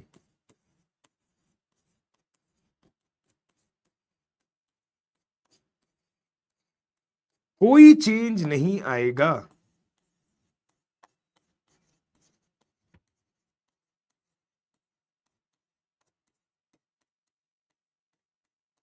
कोई भी चेंज नहीं होगा, जो पहले थी वही अब रहेगी, जो पहले थी वही अब रहेगी। क्योंकि एनोड का काम होता है घुलना, तो जितना घुलेगा उतने एक्स्ट्रा कॉपर आयन आएंगे, जो एक्स्ट्रा कॉपर आयन आएंगे वही तो जाके कैथोड पे चिपक जाएंगे। तो जितना पहले था उतना ही बना रहेगा, एक्स्ट्रा पॉजिटिव चार्ज जाके कैथोड पे चिपक गया। मजा आया ना? यस, तो ये इंपॉर्टेंट बात थी। तो आपको क्रियाशील इलेक्ट्रोड की वजह से ये जो चेंज है ये ध्यान रखना है, ठीक है? चलो ओके, आगे आइए, आगे आइए। अगर हम आगे चले, अगर हम लाला आगे चले तो आखिरी केस पे चलते हैं इसके, फिर अगला टॉपिक पढ़ेंगे क्या, चालकता के अनुमापन कर्व, है ना जी? तो ध्यान से सुनिएगा, आखिरी केस वैद्युत अपघटन का आखिरी केस, ध्यान से सुनो बेटा, ध्यान से सुनो बेटा। ये एग्जाम्पल नंबर 3 था, अब चलते हैं एग्जाम्पल नंबर 4 में।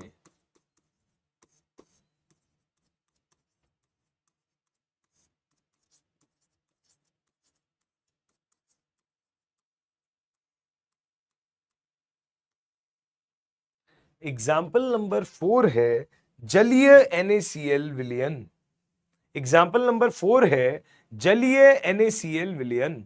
हमारे पास बीकर में NaCl का विलयन है, प्लैटिनम की रॉड्स है, बैटरी जुड़ी हुई है ना? अगर मेरे पास जलीय NaCl का विलयन है तो मेरे पास जल तो होगा ही होगा वैद्युत अपघटन में हिस्सा लेने के लिए, Na+ और Cl- भी हिस्सा लेंगे। अगर ऐसा होगा तो आप ध्यान से देखना, हम बोलेंगे कि एनोड पर क्या अभिक्रियाएं हो रही हैं। एनोड पर, या चलो पहले कैथोड की बात कर ले, तो कैथोड पे एक तो जल वाली अभिक्रिया होगी। ये इतनी बार लिख लेंगे कि आपको बिल्कुल बढ़िया तरीके से याद हो जाएंगी।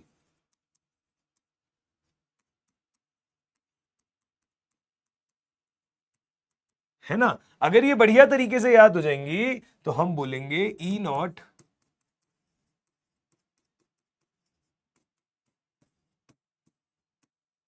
-0.83 वोल्ट। इसी तरीके से दूसरी रिएक्शन क्या होगी, Cl माइनस की। अब देखो गलित NaCl में बड़ा फिक्स था Na प्लस और Cl माइनस, है ना, इनकी अलग अलग रिएक्शन थी।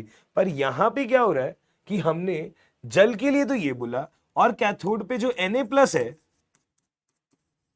वो जाएगा Na सॉलिड में। और इस रिएक्शन के लिए अगर मैं ई नॉट का मान लिखूं तो वो डेटा मुझे चेक करना पड़ेगा, मुझे भी याद नहीं है वो क्या डेटा है, ध्यान से देखें। हमने बोला Na प्लस और Na, तो Na प्लस का डेटा ही है, ठीक है साहब, -2.71 वोल्ट, सही है साहब। इसी तरीके से अगर भैया हम एनोड पे बात करें तो एक तो ये रिएक्शन है कि H2O जो है ये जा रहा है O2 में, साथ में H प्लस और इलेक्ट्रॉन की हानि हो रही है, और इसमें जो H2O से O2 जाने की प्रक्रम है, इसमें जो ई नॉट का मान है वो है -1.23 वोल्ट। और इसी तरीके से सेकेंड रिएक्शन है Cl माइनस से Cl2 जाना, इसमें 2 इलेक्ट्रॉन का हानि हो रहा है फिर से, और बेटा जी इसके लिए जो ई नॉट है उसका मान है -1.36 वोल्ट। अब गौर से देखो और बताओ कि क्या होगा कैथोड पर और क्या बनेगा एनोड पर। जल्दी से देखें और बताएं प्लीज, क्या लगता है कैथोड पे क्या बनेगा, एनोड पे क्या बनेगा? हाँ जी,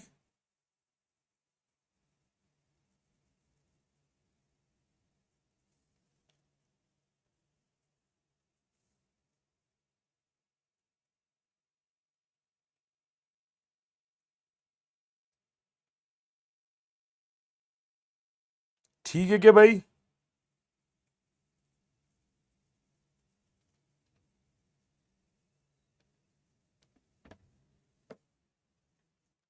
हमने बोला कि यार ऐसा है, अगर इन दोनों वैल्यूज को मैं कंपेयर करता हूं, अगर मैं इन दोनों वैल्यूज को कंपेयर करता हूं तो आप ध्यान से देखो मेरे पास दोनों ही एसआरपी है ना, वो +1 से 0 है, +1 से 0 है, तो ये -2.7 है, वो -0.8 है।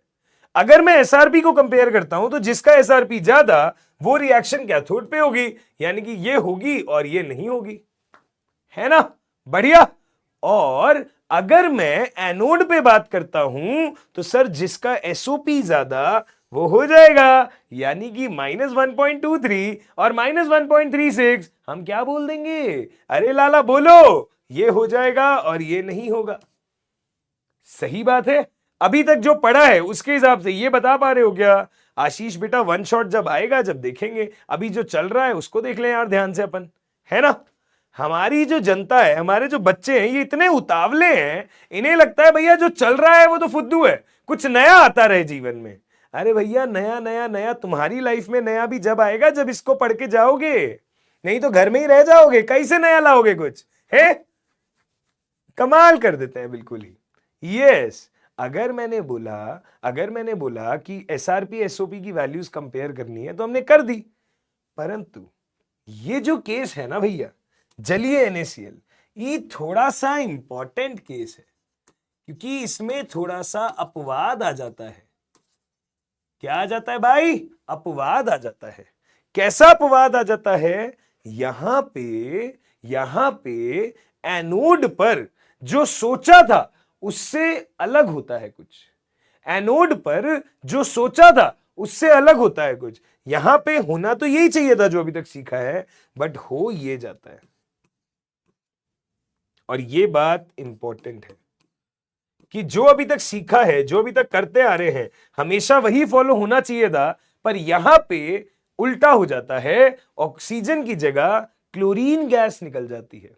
मैं रीजन भी समझाऊंगा, बट अभी के लिए जो हमें समझ में आया वो ये समझ में आया कि भैया जब भी जलीय NaCl विलयन का, देखो गलित NaCl हो रहा था तो कैथोड पे सोडियम था, एनोड पे क्लोरीन था, और उसमें हमें कोई दिक्कत भी नहीं थी क्योंकि जल था ही नहीं। पर जब जलीय NaCl आया तो हमने वाटर से कंपेयर करके देखा तो हमें ये समझ में आ रहा है कि कैथोड पे आ रही है हाइड्रोजन गैस और एनोड पे आ रही है क्लोरीन गैस। कैथोड पे हाइड्रोजन गैस, एनोड पे क्लोरीन गैस। समझना है कैसे, समझना है कैसे। तो बेटा होता क्या है ना, ध्यान से सुनो, बातें नहीं, ध्यान से सुनो। मैंने क्या बोला, डाउट में चेक कर लूंगा इसके बाद, पर पहले मेरी बात ध्यान से सुनो। मैंने बोला कि यार यहां पे क्या होता है ना, क्लोरीन वाली बात जीतती है।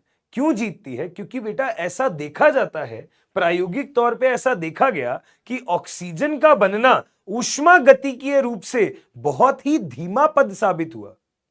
ऑक्सीजन का बनना ऊष्मा गतिकीय रूप से बहुत ही स्लो प्रोसेस साबित हुआ, मतलब बहुत धीरे धीरे बन रही थी। अब हमारा प्रोसेस खत्म होने में टाइम लग रहा था, तो हमने कहा दक्षता बढ़ाने के लिए कोई बात नहीं, हम क्या करेंगे, क्लोरीन से हेल्प ले लेंगे। क्यों? क्योंकि बेटा अगर आपको ऊपर वाली रिएक्शन बहुत स्लो हो रही है, अगर आपको फास्ट करनी है तो आपको बाहर से एक्स्ट्रा विभव सप्लाई करना पड़ेगा, क्योंकि जितना विभव इसके पास है उतने से तो ये काम नहीं कर पा रहा। तो आपको एक्स्ट्रा पोटेंशियल सप्लाई करना पड़ता, अति विभव कहते हैं उसे। हमें क्या करना पड़ता? अति विभव कहते हैं उसे। बाहर से एक्स्ट्रा विभव सप्लाई करना पड़ता ताकि ये प्रोसेस हो जाए। बट अब एक्स्ट्रा विभव सप्लाई करने में मेहनत भी बहुत लगती है, तो हमने कहा कि नहीं भैया, पैसा भी बहुत लगेगा, मेहनत भी बहुत लगेगी, हमें वो नहीं करनी। तो उसकी जगह पे क्या निकल के आ जाता है? क्लोरीन। हम कहते हैं हम यहां समझौता कर लेंगे, पर हम और ज्यादा पैसा लगाने के मूड में बिल्कुल भी नहीं है। अगर नहीं है तो भाई लोग, आपका एनोड पे क्या बनता है? क्लोरीन बनता है, क्लोरीन बनता है। मैं लिखवा भी देता हूं ये बात, बट आई होप आपको लॉजिक समझ में आया हो कि अति विभव से बचने के लिए हमने क्लोरीन को निकालना जरूरी समझा ऑक्सीजन की जगह। हम इसे लिखते हैं। हमने बोला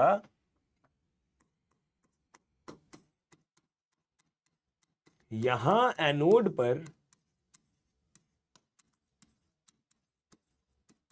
ऑक्सीजन का निकलना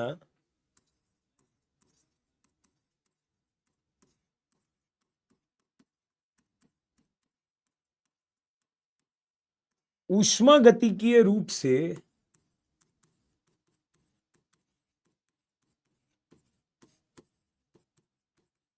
ऑक्सीजन का निकलना ऊष्मागतिकीय रूप से बहुत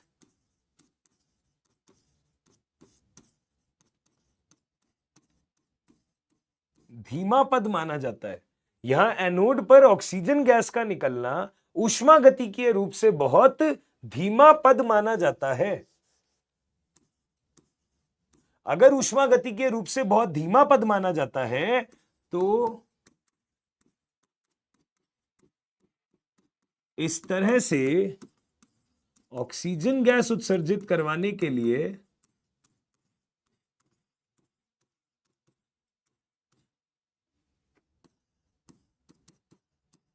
बाहर से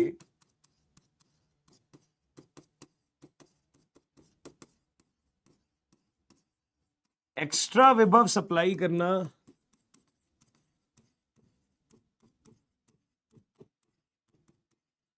एक्स्ट्रा विभव सप्लाई करना पड़ सकता है,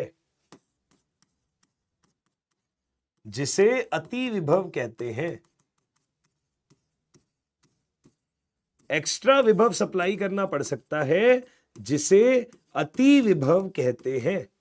अगर इसे अति विभव कहते हैं, एक्स्ट्रा विभव सप्लाई करना पड़ सकता है जिसे अति विभव कहते हैं, इससे बचने के लिए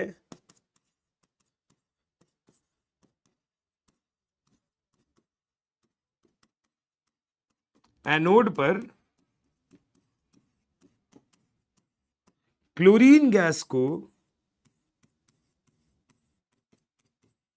उत्सर्जित कराया जाता है।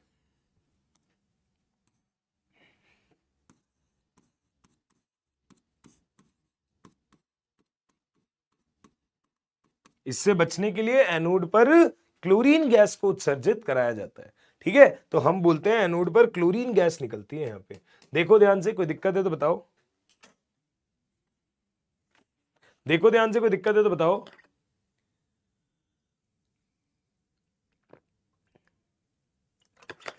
हाँ बेटा जी, जरूर वापस आएंगे, जरूर, फॉर श्योर वापस आएंगे, जब हमें रिवीजन करना होगा जरूर वापस आएंगे। ठीक है जी, ध्यान से देखना, समझ में आएगा? ठीक है क्या भैया? तो जलीय NaCl का केस आपको अलग से ध्यान रखना है, बाकी सारी बातें एक तरफ, बाकी सब में बिल्कुल नॉर्मल तरीका चलता है, बिल्कुल नॉर्मल तरीका चलता है जो अभी तक चलता था। पर यहां पे सिर्फ NaCl के केस में हम बोलते हैं क्लोरीन निकलती है किसकी जगह पे? किसकी जगह पे? ऑक्सीजन की जगह पे। ठीक है भाई लोग, सही है भाई लोग, बढ़िया। बेटा ये डेटा आपको ना दिया जाए इसीलिए मैंने कहा ये रिजल्ट्स आपको ध्यान रखने हैं, और बाकी जो जो मैंने क्लास में केसेस लिए हैं, अगर इतना डेटा ध्यान रख लेते हो तो अपना काम बन जाएगा, अपना काम बन जाएगा। ठीक है, आज के बाद कब आओगे भाई? अब जब तुम बुलाओगे जब आएंगे। ठीक है, इसके बाद में हम आएंगे एडवांस के कुछ टॉपिक्स हैं वो खत्म करने दिसंबर में शायद, बाकी देखते हैं। ठीक है, और फिर रिवीजन के लिए आएंगे। चलिए जी, बढ़िया है क्या? आगे बढ़े। ठीक है, हाँ, ऑर्गेनिक केमिस्ट्री अगर आपका कल से क्लास शुरू हो रहा है, बहुत अच्छी बात है, बहुत बहुत बधाई हो आपको, बहुत मजा आएगा आपको। ठीक है, चलिए जी, अब आखिरी चीज है उसको पढ़ते हैं, आखिरी चीज है उसको पढ़ते हैं। वैसे तो वो चालकता के साथ पढ़ाई जाती है, बट मैं उसे चैप्टर के अंत में लेता हूं क्योंकि वो थोड़ी हटके बात है। तो जब आप सारी कैलकुलेशन, सारी चीजें पढ़ लेते हो, गणात्मक है ना, गणनात्मक पढ़ लिया, गुणात्मक पढ़ लिया, जब सब अच्छे से पढ़ लिया, तो अब हम चलते हैं अगले टॉपिक पे। हमारा आखिरी टॉपिक है, ये जेई एडवांस के लिए बड़ा इंपॉर्टेंट है। जेई मेंस के लिए अगर आता है सवाल तो कर लेंगे, पर एडवांस के लिए बड़ा इंपॉर्टेंट है क्योंकि एडवांस में 2024 में भी सवाल आया है, उससे पहले भी सवाल आए हैं और आते ही रहते हैं। तो आपको समझ में आना चाहिए, टॉपिक पे पकड़ अच्छी होनी चाहिए। तो एडवांस के पॉइंट ऑफ व्यू से काफी इंपॉर्टेंट है। मेंस में भी एक दो बार पूछा गया है, पर एडवांस में ज्यादा पूछे जाने के चांसेस है। तो इस टॉपिक का नाम है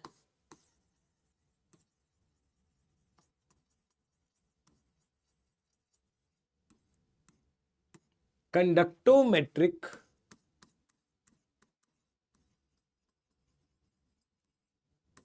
टाइट्रेशंस। टॉपिक का नाम है कंडक्टोमेट्रिक टाइट्रेशंस। अगर टॉपिक का नाम है कंडक्टोमेट्रिक टाइट्रेशंस, तो बेटा जी हम इसे बोलते हैं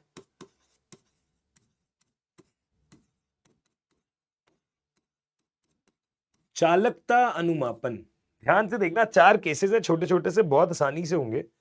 चालकता अनुमापन क्या होता है? चालकता अनुमापन बेटा जी आपको अनुमापन ध्यान होगा, स्कूल में करवाया जाता है, नहीं किया है तो आपने सुना जरूर होगा। हम ये कहते हैं कि नीचे हमारे पास एक कोनिकल फ्लास्क होता है, इसमें हम एक विलयन भरते हैं। ठीक है, इसकी हमको क्या पता होती है? हमें इसकी मोलरता पता होती है, हमें इसका आयतन पता होता है। ऊपर हमारे पास ब्यूरेट होती है, यहां पे एक नॉब लगा हुआ है, इसमें हम एक विलयन भरते हैं, इसमें हम एक विलयन भरते हैं जिसकी सांद्रता हमको पता नहीं है।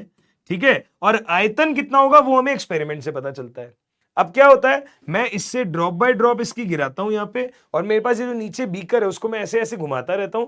धीरे धीरे ये इस लिक्विड की drop by drop, drop by drop, drop by drop इस बीकर में आके वो मिक्स होता रहता है।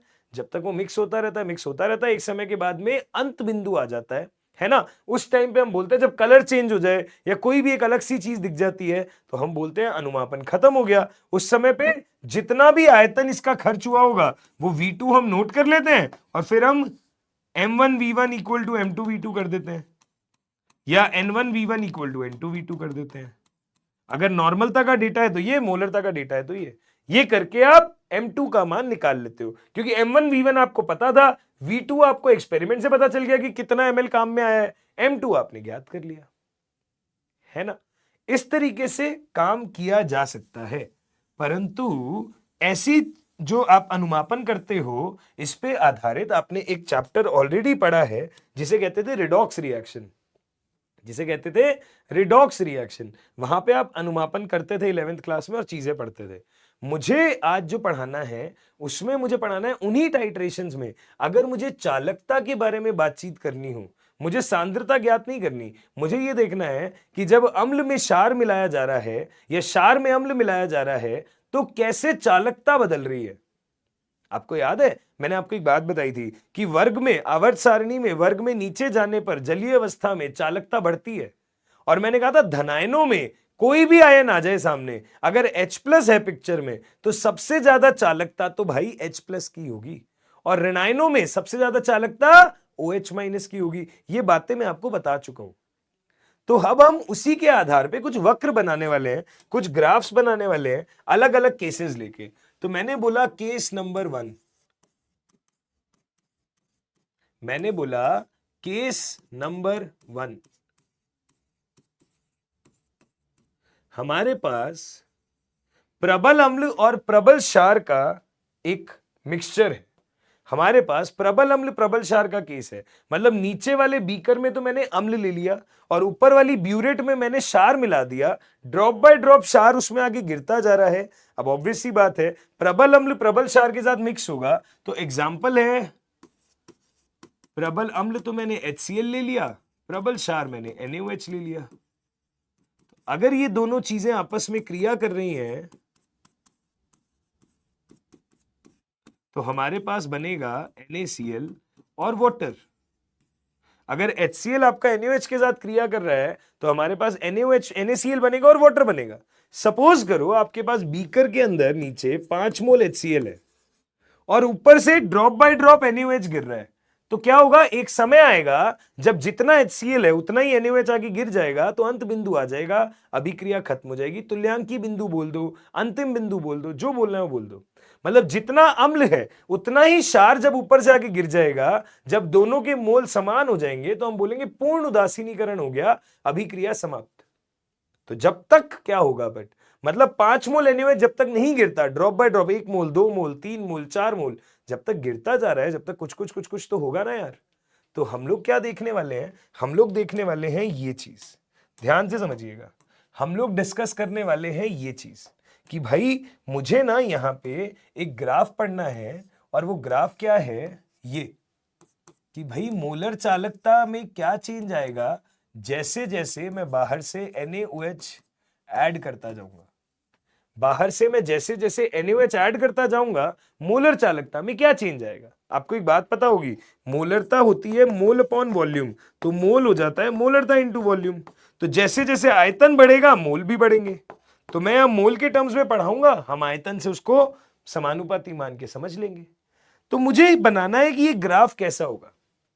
अब एक बात को ध्यान से देखना, जैसे ही मैंने NaOH का 1 मोल डाला, बाहर से ड्रॉप से 1 मोल आके गिरा, तो अभिकर्मक 2 हो गए। अब जब एक से ज्यादा अभिकर्मक होते हैं तो सीमांत अभिकर्मक से पता चलता है कि प्रोडक्ट कितना बनेगा।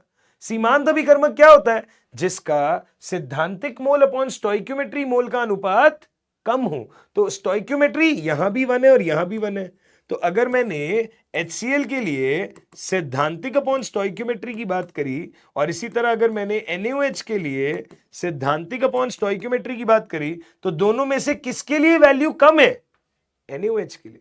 अगर NaOH के लिए वैल्यू कम है तो NaOH मेरा LR है। अगर NaOH मेरा LR है तो NaOH वो होगा जो पहले खत्म होगा, और उसी से पता चलेगा कि NaCl कितना बनेगा और क्या होगा। तो यानी कि मैंने बोला होगा क्या, ये पहले खत्म हो जाएगा आते ही, इसके 1 मोल से इसका 1 मोल क्रिया कर रहा है, तो 1 मोल से 1 मोल क्रिया करेगा, बचेगा कितना, 4 मोल। 1 मोल से 1 मोल क्रिया कर रहा है तो 1 मोल से 1 मोल बन जाएगा। तो आप देखिए ध्यान से, पिक्चर में हो क्या रहा है, जैसे ही NaOH का 1 मोल आके गिरा, जैसे ही NaOH का 1 मोल आके गिरा, मैंने बोला कि HCl का 4 मोल बच गया और NaCl का 1 मोल बन गया। सही है, NaCl का 1 मोल बन गया और HCl का 1 मोल खर्च हो गया, साथ में 4 मोल बच गया।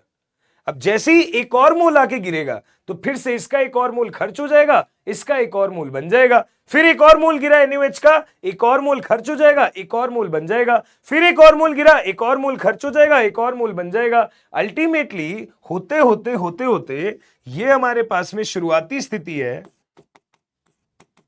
जैसे जैसे मैं अंतिम बिंदु पे आऊंगा होगा क्या, इसका 1 1 1 1 मोल मिलके खत्म होता जाएगा, तो ये भी खत्म, ये भी पूरा खत्म है ना। और उसके बाद में आपके पास में क्या होगा, ये जो है वो पूरा का पूरा 5 मोल बन चुका होगा।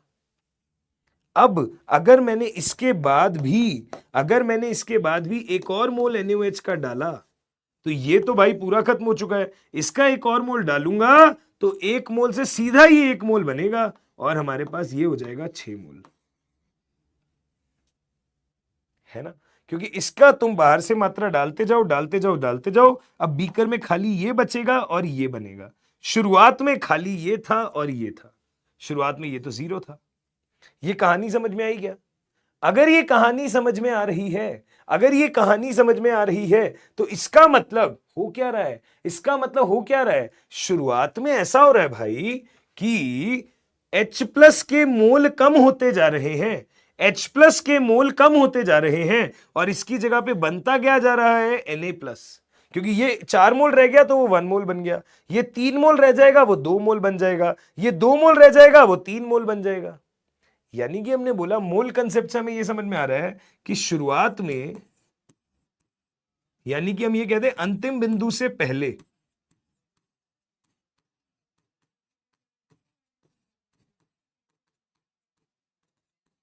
अंतिम बिंदु से पहले तक हम बोलेंगे 1 मोल H प्लस जो है वो आपका क्या हो रहा है? रिप्लेस हो रहा है। क्या हो रहा है? स्थानांतरित हो रहा है। किससे? 1 मोल Na प्लस से। कि भाई अम्ल का एक एक मोल कम होता जा रहा है, Na प्लस का एक एक मोल बढ़ता जा रहा है, क्योंकि Cl माइनस तो सेम है दोनों साइड। यानी कि बेटा बीकर में H प्लस की मात्रा कम हो रही है, Na प्लस की मात्रा बढ़ रही है। तुम मुझे एक बात बताओ, चालकता की अगर मैं तुमसे बात करूं तो H प्लस और Na प्लस में से चालकता किसकी ज्यादा? तो भाई ये तो पूछने की बात ही नहीं है, हमें ये पता है जहां H प्लस मौजूद होगा चालकता तो H प्लस की ज्यादा होनी चाहिए। यानी कि मैं ये कहूं क्या कि समय के साथ साथ H प्लस की चालकता कम होती जाएगी, क्योंकि H प्लस की मात्रा कम होती जा रही है, Na प्लस की मात्रा बढ़ती जा रही है। यानी कि अंतिम बिंदु से पहले तक, अंतिम बिंदु से पहले तक मैं बोलूं शुरुआत में कोई मोलर चालकता रही होगी, धीरे धीरे धीरे धीरे धीरे धीरे जब तक 5 मोल NaOH नहीं बन जाता, जब तक चालकता घटती जाएगी, जब तक चालकता घटती जाएगी। क्यों घटती जाएगी? क्योंकि बीकर के अंदर आपके पास में, क्योंकि बीकर के अंदर आपके पास में क्या क्या है? बीकर में आपके पास है HCl और NaCl। जब तक ये दोनों साथ हैं चालकता घटेगी, क्योंकि H प्लस कम होता जाएगा, NaCl बढ़ता जाएगा। इसके बाद क्या होगा? इसके बाद में अंतिम बिंदु तक आ गए हम, ये पॉइंट है अंतिम बिंदु। अंतिम बिंदु के बाद में मैंने NaOH डालना तो बंद नहीं किया, NaOH डालना बंद नहीं किया, बट HCl खत्म हो चुका है अब। तो अब ये आने वाला NaOH, इसके 5 मोल तो पूरे जीरो हो गए, तो अब ये NaOH किसके साथ क्रिया करेगा? किसी के साथ भी नहीं, NaCl बनता जाएगा बस क्रिया करके, 1 मोल पे 1 मोल, 1 मोल पे 1 मोल, 1 मोल पे 1 मोल। तो अब बीकर में क्या बचा? अब बीकर में क्या बचा?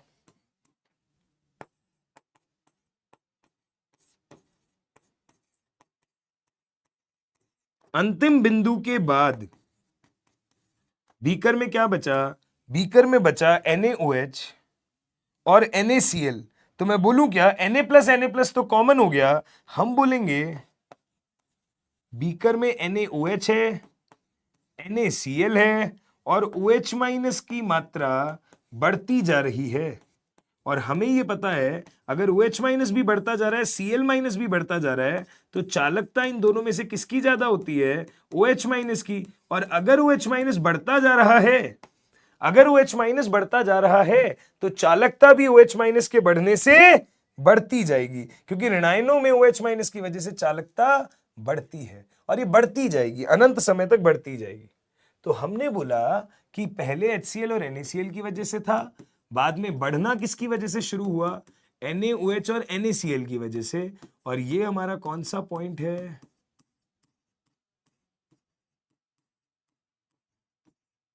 अंतिम बिंदु। ये हमारा कौन सा पॉइंट है? अंतिम बिंदु। तो अंतिम बिंदु से पहले NaOH डालने से चालकता घट रही थी, और उसके बाद में अंतिम बिंदु के बाद में चालकता बढ़ गई। घटने का कारण था H प्लस की वजह से, क्योंकि H प्लस कम होता जा रहा था। बढ़ने का कारण है कि H प्लस तो पिक्चर से ही हट गया, अब OH माइनस बढ़ने लग गया। देखिए ध्यान से, मोल कंसेप्ट का बेहतरीन एप्लीकेशन। ये 4 मोल है, 1 मोल है, मैं एक और मोल डालूंगा तो ये 3 रह जाएगा, ये 2 रह जाएगा, फिर एक और मोल डालूंगा, ये 2 रह जाएगा, ये 3 बन जाएगा। ऐसे करते करते ये तो 0 हो जाएगा, ये 5 बन जाएगा। है ना? इंपॉर्टेंट बात है, हर किसी के बस की बात नहीं है। कई लोगों को ऐसा लग रहा होगा एक बार में नहीं समझ में आया, दोबारा सुनना इसको क्लास के बाद। नहीं समझ आए तो मुझे इंस्टाग्राम पे मैसेज कर देना, मैं दोबारा समझा दूंगा, नहीं तो यहां डाउट में डाल देना, पर इंपॉर्टेंट है। यस, क्लियर है जी? चलिए आइए आगे बात करते हैं। ठीक है, अगर ये वाला केस क्लियर है, तो अगले केस पे चलते हैं। ये कौन सा है? प्रबल अम्ल प्रबल क्षार का। अब देखो case number two. Keshav Kumar भाई, तूने तो केशव नाम की बेइज्जती मार दी है बिल्कुल यार, बिल्कुल केशव नाम की इंसल्ट करके छोड़ दिया यार। केस नंबर टू क्या कह रहा है?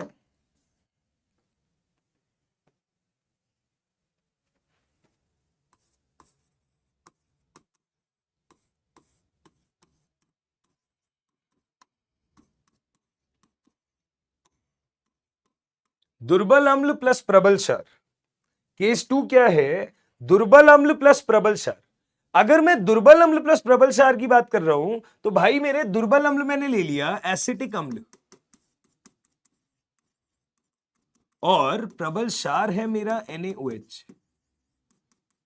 दुर्बल अम्ल मैंने ले लिया एसिटिक अम्ल और प्रबल क्षार है मेरा NaOH। अब आ तो ऊपर से NaOH ही रहा है, इस बार बीकर में कौन है? एसिटिक अम्ल है। एसिटिक अम्ल दुर्बल है, दुर्बल का मतलब आप समझते हो कि उसका आयनन उतना बढ़िया नहीं होता। जैसे प्रबल वाला 100% आयनाइज हो जाता है, ये उतना अच्छे तरीके से आयनित नहीं होता। अगर ये उतना अच्छे तरीके से आयनित नहीं होता, बेटा आज कुछ नेटवर्क में इशू है, अभी भैया वही कहने आए थे, तो वीडियो कॉल होना तो मुश्किल होगा। कोई बात नहीं, मैं इंस्टाग्राम पे एक दिन लाइव आ जाऊंगा, अपन वहां बात करेंगे, नहीं तो दोबारा मिल लेंगे किसी दिन, है ना? आई होप आप लोग समझोगे। बट अभी चलो टॉपिक पे आते हैं, मैं अभी फ्लो नहीं तोड़ना चाहता। तो मैंने बोला कि रिएक्शन है ये, इस बारी ये एक दुर्बल अम्ल है, ये एक प्रबल क्षार के साथ क्रिया करके एक लवण बनाएगा और साथ में जल बनाएगा। अब ये जो लवण है ये एक प्रबल वैद्युत अपघट्य है, क्योंकि लवण तो होते ही प्रबल वैद्युत अपघट्य हैं ज्यादातर। ये जो CH3CONA है ये प्रबल है, ये इस तरीके से टूट जाएगा, है ना? CH3COONA जो है ये प्रबल है, तो ये तो 100% टूट जाएगा। CH3COH आपका दुर्बल है, तो ये आंशिक रूप से टूटेगा। देखो ध्यान से, मैंने बोला ये है बीकर में भैया वही 5 मोल और ये है 1 मोल। समय के साथ ये हो जाएगा 0, ये रह जाएगा 4 मोल। 1 मोल पे 1 मोल बनेगा। अब हम क्या बोलेंगे? फिर से जब इसका 1 मोल आएगा तो ये रह जाएगा 3 मोल, ये बन जाएगा 2 मोल, और ऐसे करते करते एक स्थिति ऐसी आएगी, ये हो जाएगा 0 मोल और ये बन जाएंगे 5 मोल। अंतिम बिंदु से पहले तक तो यही होगा, ये है अंतिम बिंदु।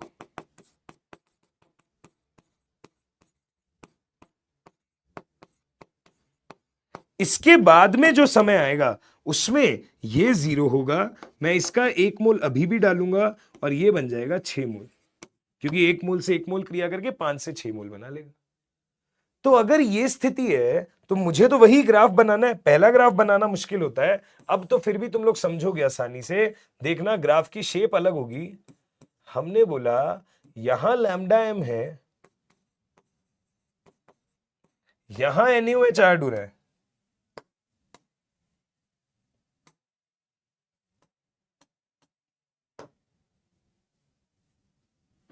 यस, है ना? अगर ऐसा है तो देखो ध्यान से, मैंने क्या बोला कि भाई शुरुआत में क्या हो रहा है, आपके पास बीकर में NaOH तो खत्म होता जा रहा है, ये है और ये है। अगर ये दोनों है शुरुआत में, तो हमने बोला अंतिम बिंदु से पहले तक चालकता के लिए रिस्पॉन्सिबल कौन है?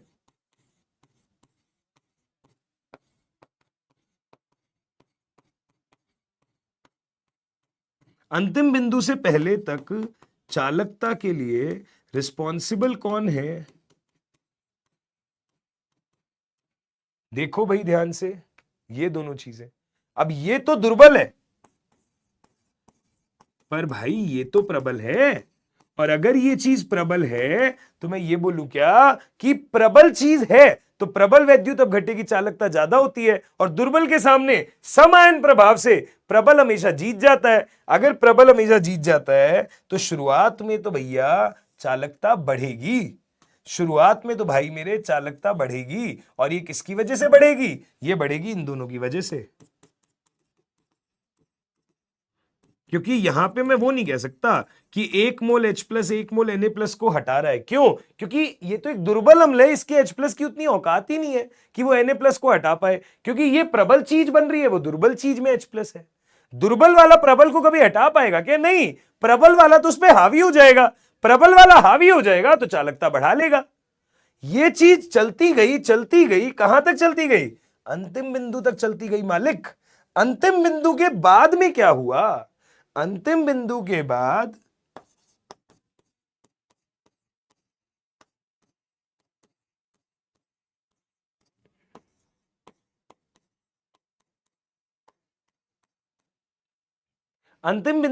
क्या हुआ? बीकर में एसिटिक अम्ल तो खत्म है, आपके पास दो चीजें हैं, NaOH, CH3COONa। अब भैया ये तो गांव का बच्चा बच्चा जानता है कि अब की बारी Na प्लस कॉमन है और दोनों ही प्रबल है। NaOH एक प्रबल क्षार है और ये एक प्रबल लवण है। Na प्लस कॉमन है, चालकता जो है वो OH माइनस की ज्यादा होती है। किससे? इससे। अगर OH माइनस की चालकता CH3CO माइनस से ज्यादा है तो NaOH की वजह से तो चालकता बढ़ेगी। अगर चालकता बढ़ेगी तो हम बोलेंगे कि चालकता अंतिम बिंदु के बाद भी बढ़ रही है और चालकता अंतिम बिंदु से पहले भी बढ़ रही थी। चालकता बाद भी बढ़ रही है और पहले भी बढ़ रही थी। कुछ लोग ना इस ग्राफ को ऐसे भी दिखाते हैं, कुछ जगहों पे मैंने देखा है ये ग्राफ ऐसे भी दिखाया जाता है, तो अपने को बिल्कुल घबराना नहीं है, वो भी गलत नहीं है। ऐसे वो कहते हैं कि शुरुआत में चालकता इतनी शार्प ना बढ़ के ऐसे बढ़ रही है। हम बोल देते हैं ये जो चेंज आ रहा है ये आपका अंतिम बिंदु है। कुछ कुछ जगहों पे लिखा जाता है, ऑल्दो सही तो यही है जो मैंने बताया, बट अगर ये भी लिखा जाए तो ये भी ठीक है, कोई नहीं, टिक कर सकते हैं हम ऑप्शंस के आधार पे। ठीक है, क्लियर है? ये भी ठीक, वो भी ठीक। बताओ भाई लोग। तो इस बार चालकता पहले भी बढ़ रही थी, आगे भी बढ़ रही है, बट हाँ कारण अलग अलग है। पहले बढ़ने का कारण ये था, बाद में बढ़ने का कारण ये है। कभी कभी क्वेश्चन में पूछ लिया जाता है कि किसकी वजह से चालकता बढ़ रही है, तो हमें आना चाहिए बताना किसकी वजह से चालकता बढ़ रही है, हमें आना चाहिए बताना। ठीक है दोस्त, सही है क्या?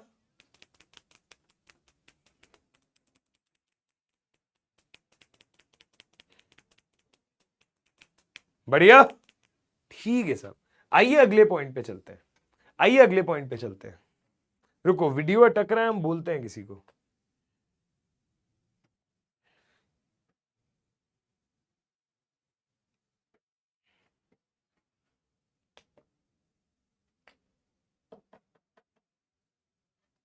रुकिए रुकिए तो।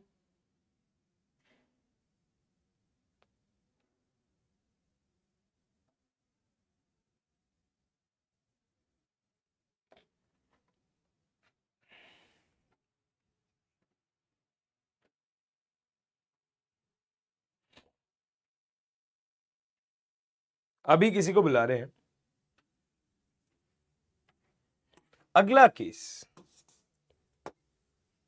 अगला केस देखें, थर्ड केस देखेंगे अभी हम। सर वीडियो देखो एक बार,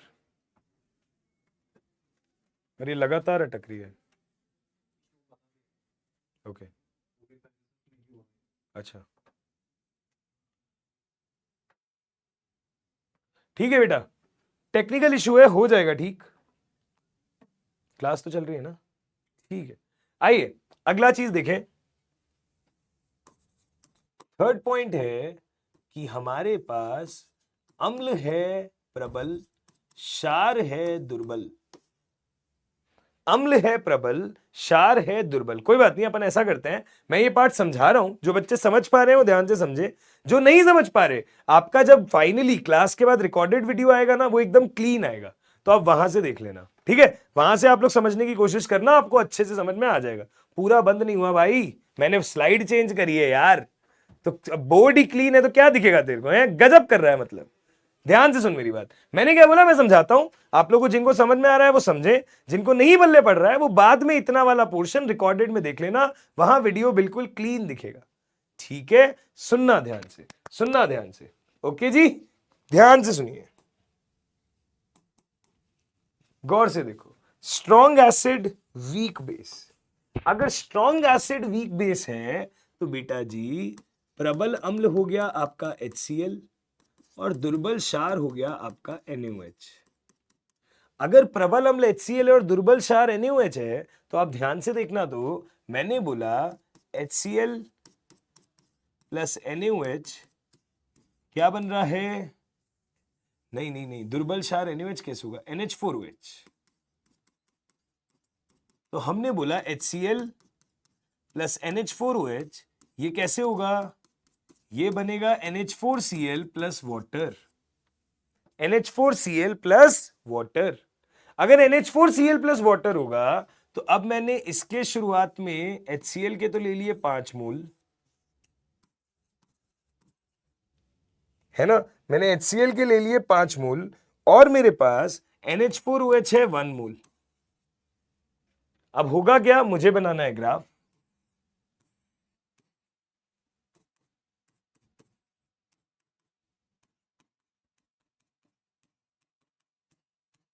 यस, क्या बोले, क्या बोले, सोचिए भाई क्या करेंगे यहां पे, हम ये बोलेंगे, हम ये बोलेंगे कि यहां पे इनिशियली क्या हो सकता है, एक सेकंड में पानी पी लूं फिर आगे शुरू करते हैं।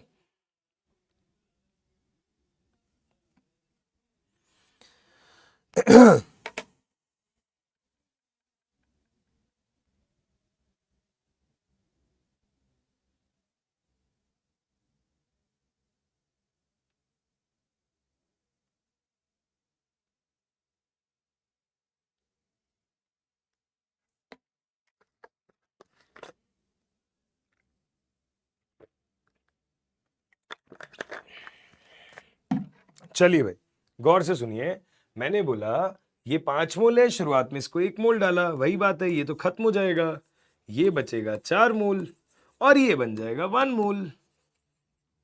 यानी कि आपके पास में क्या हुआ सीन, आपके पास में क्या हुआ सीन, हमारे पास में ये 4 मोल है तो ये 1 मोल है, समय के साथ ये 3 मोल होगा तो ये 2 मोल होगा। इसी तरीके से चलते चलते जब ये 0 मोल हो जाएगा तो भैया ये 5 मोल हो जाएगा और ये 0 है ही, तो ये है आपका अंतिम बिंदु, जैसे हम हमेशा बात करते हैं।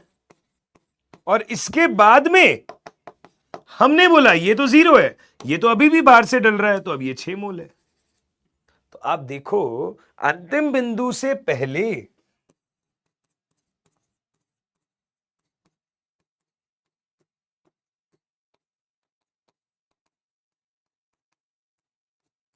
अंतिम बिंदु से पहले चालकता किसकी वजह से है, HCl प्लस NH4Cl। अब आप देखो HCl है प्रबल, NH4Cl है दुर्बल और H प्लस के एक एक मोल कम होते जा रहे हैं, NH4 प्लस के बढ़ते जा रहे हैं। तो हमें यह पता है कि चालकता तो H प्लस की ज्यादा होती थी NH4 प्लस से, अगर H प्लस की चालकता NH4 प्लस से ज्यादा होती थी, इसका क्या मतलब हुआ, इसका मतलब यह हुआ कि भाई जैसे जैसे H प्लस के मोल कम होते जा रहे हैं, NH4 प्लस बढ़ता जा रहा है, तो शुरुआत में तो चालकता घटेगी, शुरुआत में तो चालकता घटेगी। अगर शुरुआत में चालकता घटेगी तो अंतिम बिंदु आने तक तो चालकता घटेगी, अंतिम बिंदु आने तक तो चालकता घटेगी। उसके बाद क्या होगा, उसके बाद में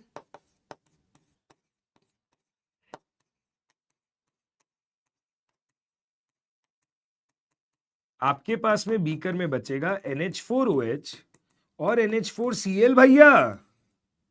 अब NH4OH में OH माइनस है, आप ये नहीं कह सकते अब की बार की OH माइनस Cl माइनस में OH माइनस जीत जाएगा, जैसे अभी तक के पिछले 2 केसेस में हो रहा था। नहीं भाई, वैसा नहीं हो पाएगा। हम ये बोलेंगे कि NH4OH एक दुर्बल क्षार है, तो इसके OH माइनस में तो उतनी औकात ही नहीं है कि खुद से निकल जाए, जबकि NH4Cl आपका एक लवण है जो थोड़ा प्रबल है। तो होगा क्या कि सम आयन प्रभाव लगेगा, क्या होगा दोस्त, सम आयन प्रभाव लगेगा। और सम आयन प्रभाव की वजह से आयनन घट जाएगा, चालकता में कोई खास अंतर नहीं आएगा और हम बोलेंगे चालकता ये की ये रह जाएगी। क्योंकि आपको लगा कि OH माइनस थोड़ा पावरफुल होना चाहिए बट उतना पावरफुल हो नहीं पाता दुर्बल होने की वजह से, तो सम आयन प्रभाव की वजह से चालकता लगभग क्या रह जाती है, एक जैसी सी रह जाती है। तो चालकता अगर एक जैसी सी रह जाती है क्योंकि कॉमन आयन है और प्रबल वाला डोमिनेट कर जाता है, तो हम बोलते हैं अल्टीमेटली ग्राफ दिखने में कैसा रह जाता है, ऐसा रह जाता है। क्योंकि NH4 प्लस की सांद्रता तो सेम ही है। क्यों? क्योंकि बेटा अगर ये C1 है तो ये भी C1 और ये भी C1, पर अगर ये C2 है तो ये समय के साथ C2 अल्फा होगा और ये भी C2 अल्फा होगा। तो आप बोलोगे NH4 प्लस की सांद्रता C1 प्लस C2 अल्फा है, बट ये तो हट जाएगा, खाली C1 ही तो रह जाएगी। NH4 प्लस उतना ही रह गया। अगर उतना ही रह गया तो हमने बोला सांद्रता चालकता भी उतनी ही रह जाती है। तो ये हो गया अंतिम बिंदु के बाद और ये हो गया अंतिम बिंदु के पहले। पहले घटेगी, बाद में समान रहेगी। तो मैंने आपको तीन केसेस बता दिए, ये अपने को ध्यान रखने हैं, तीनों केसेस थोड़े इंपॉर्टेंट हैं, ठीक है। ये तीनों केसेस हमको ध्यान रखने हैं, थोड़े इंपॉर्टेंट है। इसी के साथ बेटा हमारा चैप्टर होता है समाप्त। आप चीजें रिवाइज करें अच्छे से, डीपीपी ट्राई करें, ठीक है, मॉड्यूल को खत्म करें। धन्यवाद and all the best. Although मैं चाहता था लास्ट में जाते जाते हम बहुत सारी बातें करें, वीडियो कॉल भी कर पाए, पर यार वही है, मैंने तुम्हें अभी थोड़ी देर पहले कहा था ना, थोड़ा सर्वर इशू आ रहा है, सर्वर इशू की वजह से इशू है। तो क्लास में जिन बच्चों को तकलीफ हो रही है वो प्लीज ध्यान से देखिएगा, आप लोग इस चीज को दोबारा समझिएगा, रिकॉर्डेड फॉर्म में आपको इजीली समझ में आएगा, ठीक है। अभी के लिए मैं क्लास को यहीं पे खत्म करता हूं। थैंक यू सो मच बच्चों, बहुत अच्छा लगा आप लोगों को पढ़ा के, है ना। डाउट्स में आंसर कर दूंगा अलग से देख के, ठीक है। अभी यहाँ तो कुछ चल नहीं रहा है तो आवाज नहीं आएगी। बहुत अच्छा था हमारा, हमने बैच 7 शुरू किया था, शुरुआत में थोड़ी दिक्कतें आ रही थी आप लोगों को, बट धीरे धीरे सब कुछ बढ़िया हो गया, बहुत अच्छे से आपका बैच चला। अब आगे जो पार्ट शुरू होगा उसे भी बहुत तसल्ली से पढ़ना। हम मिलेंगे अब अंत में फिजिकल केमिस्ट्री के कुछ एडवांस वाले चैप्टर करने के लिए।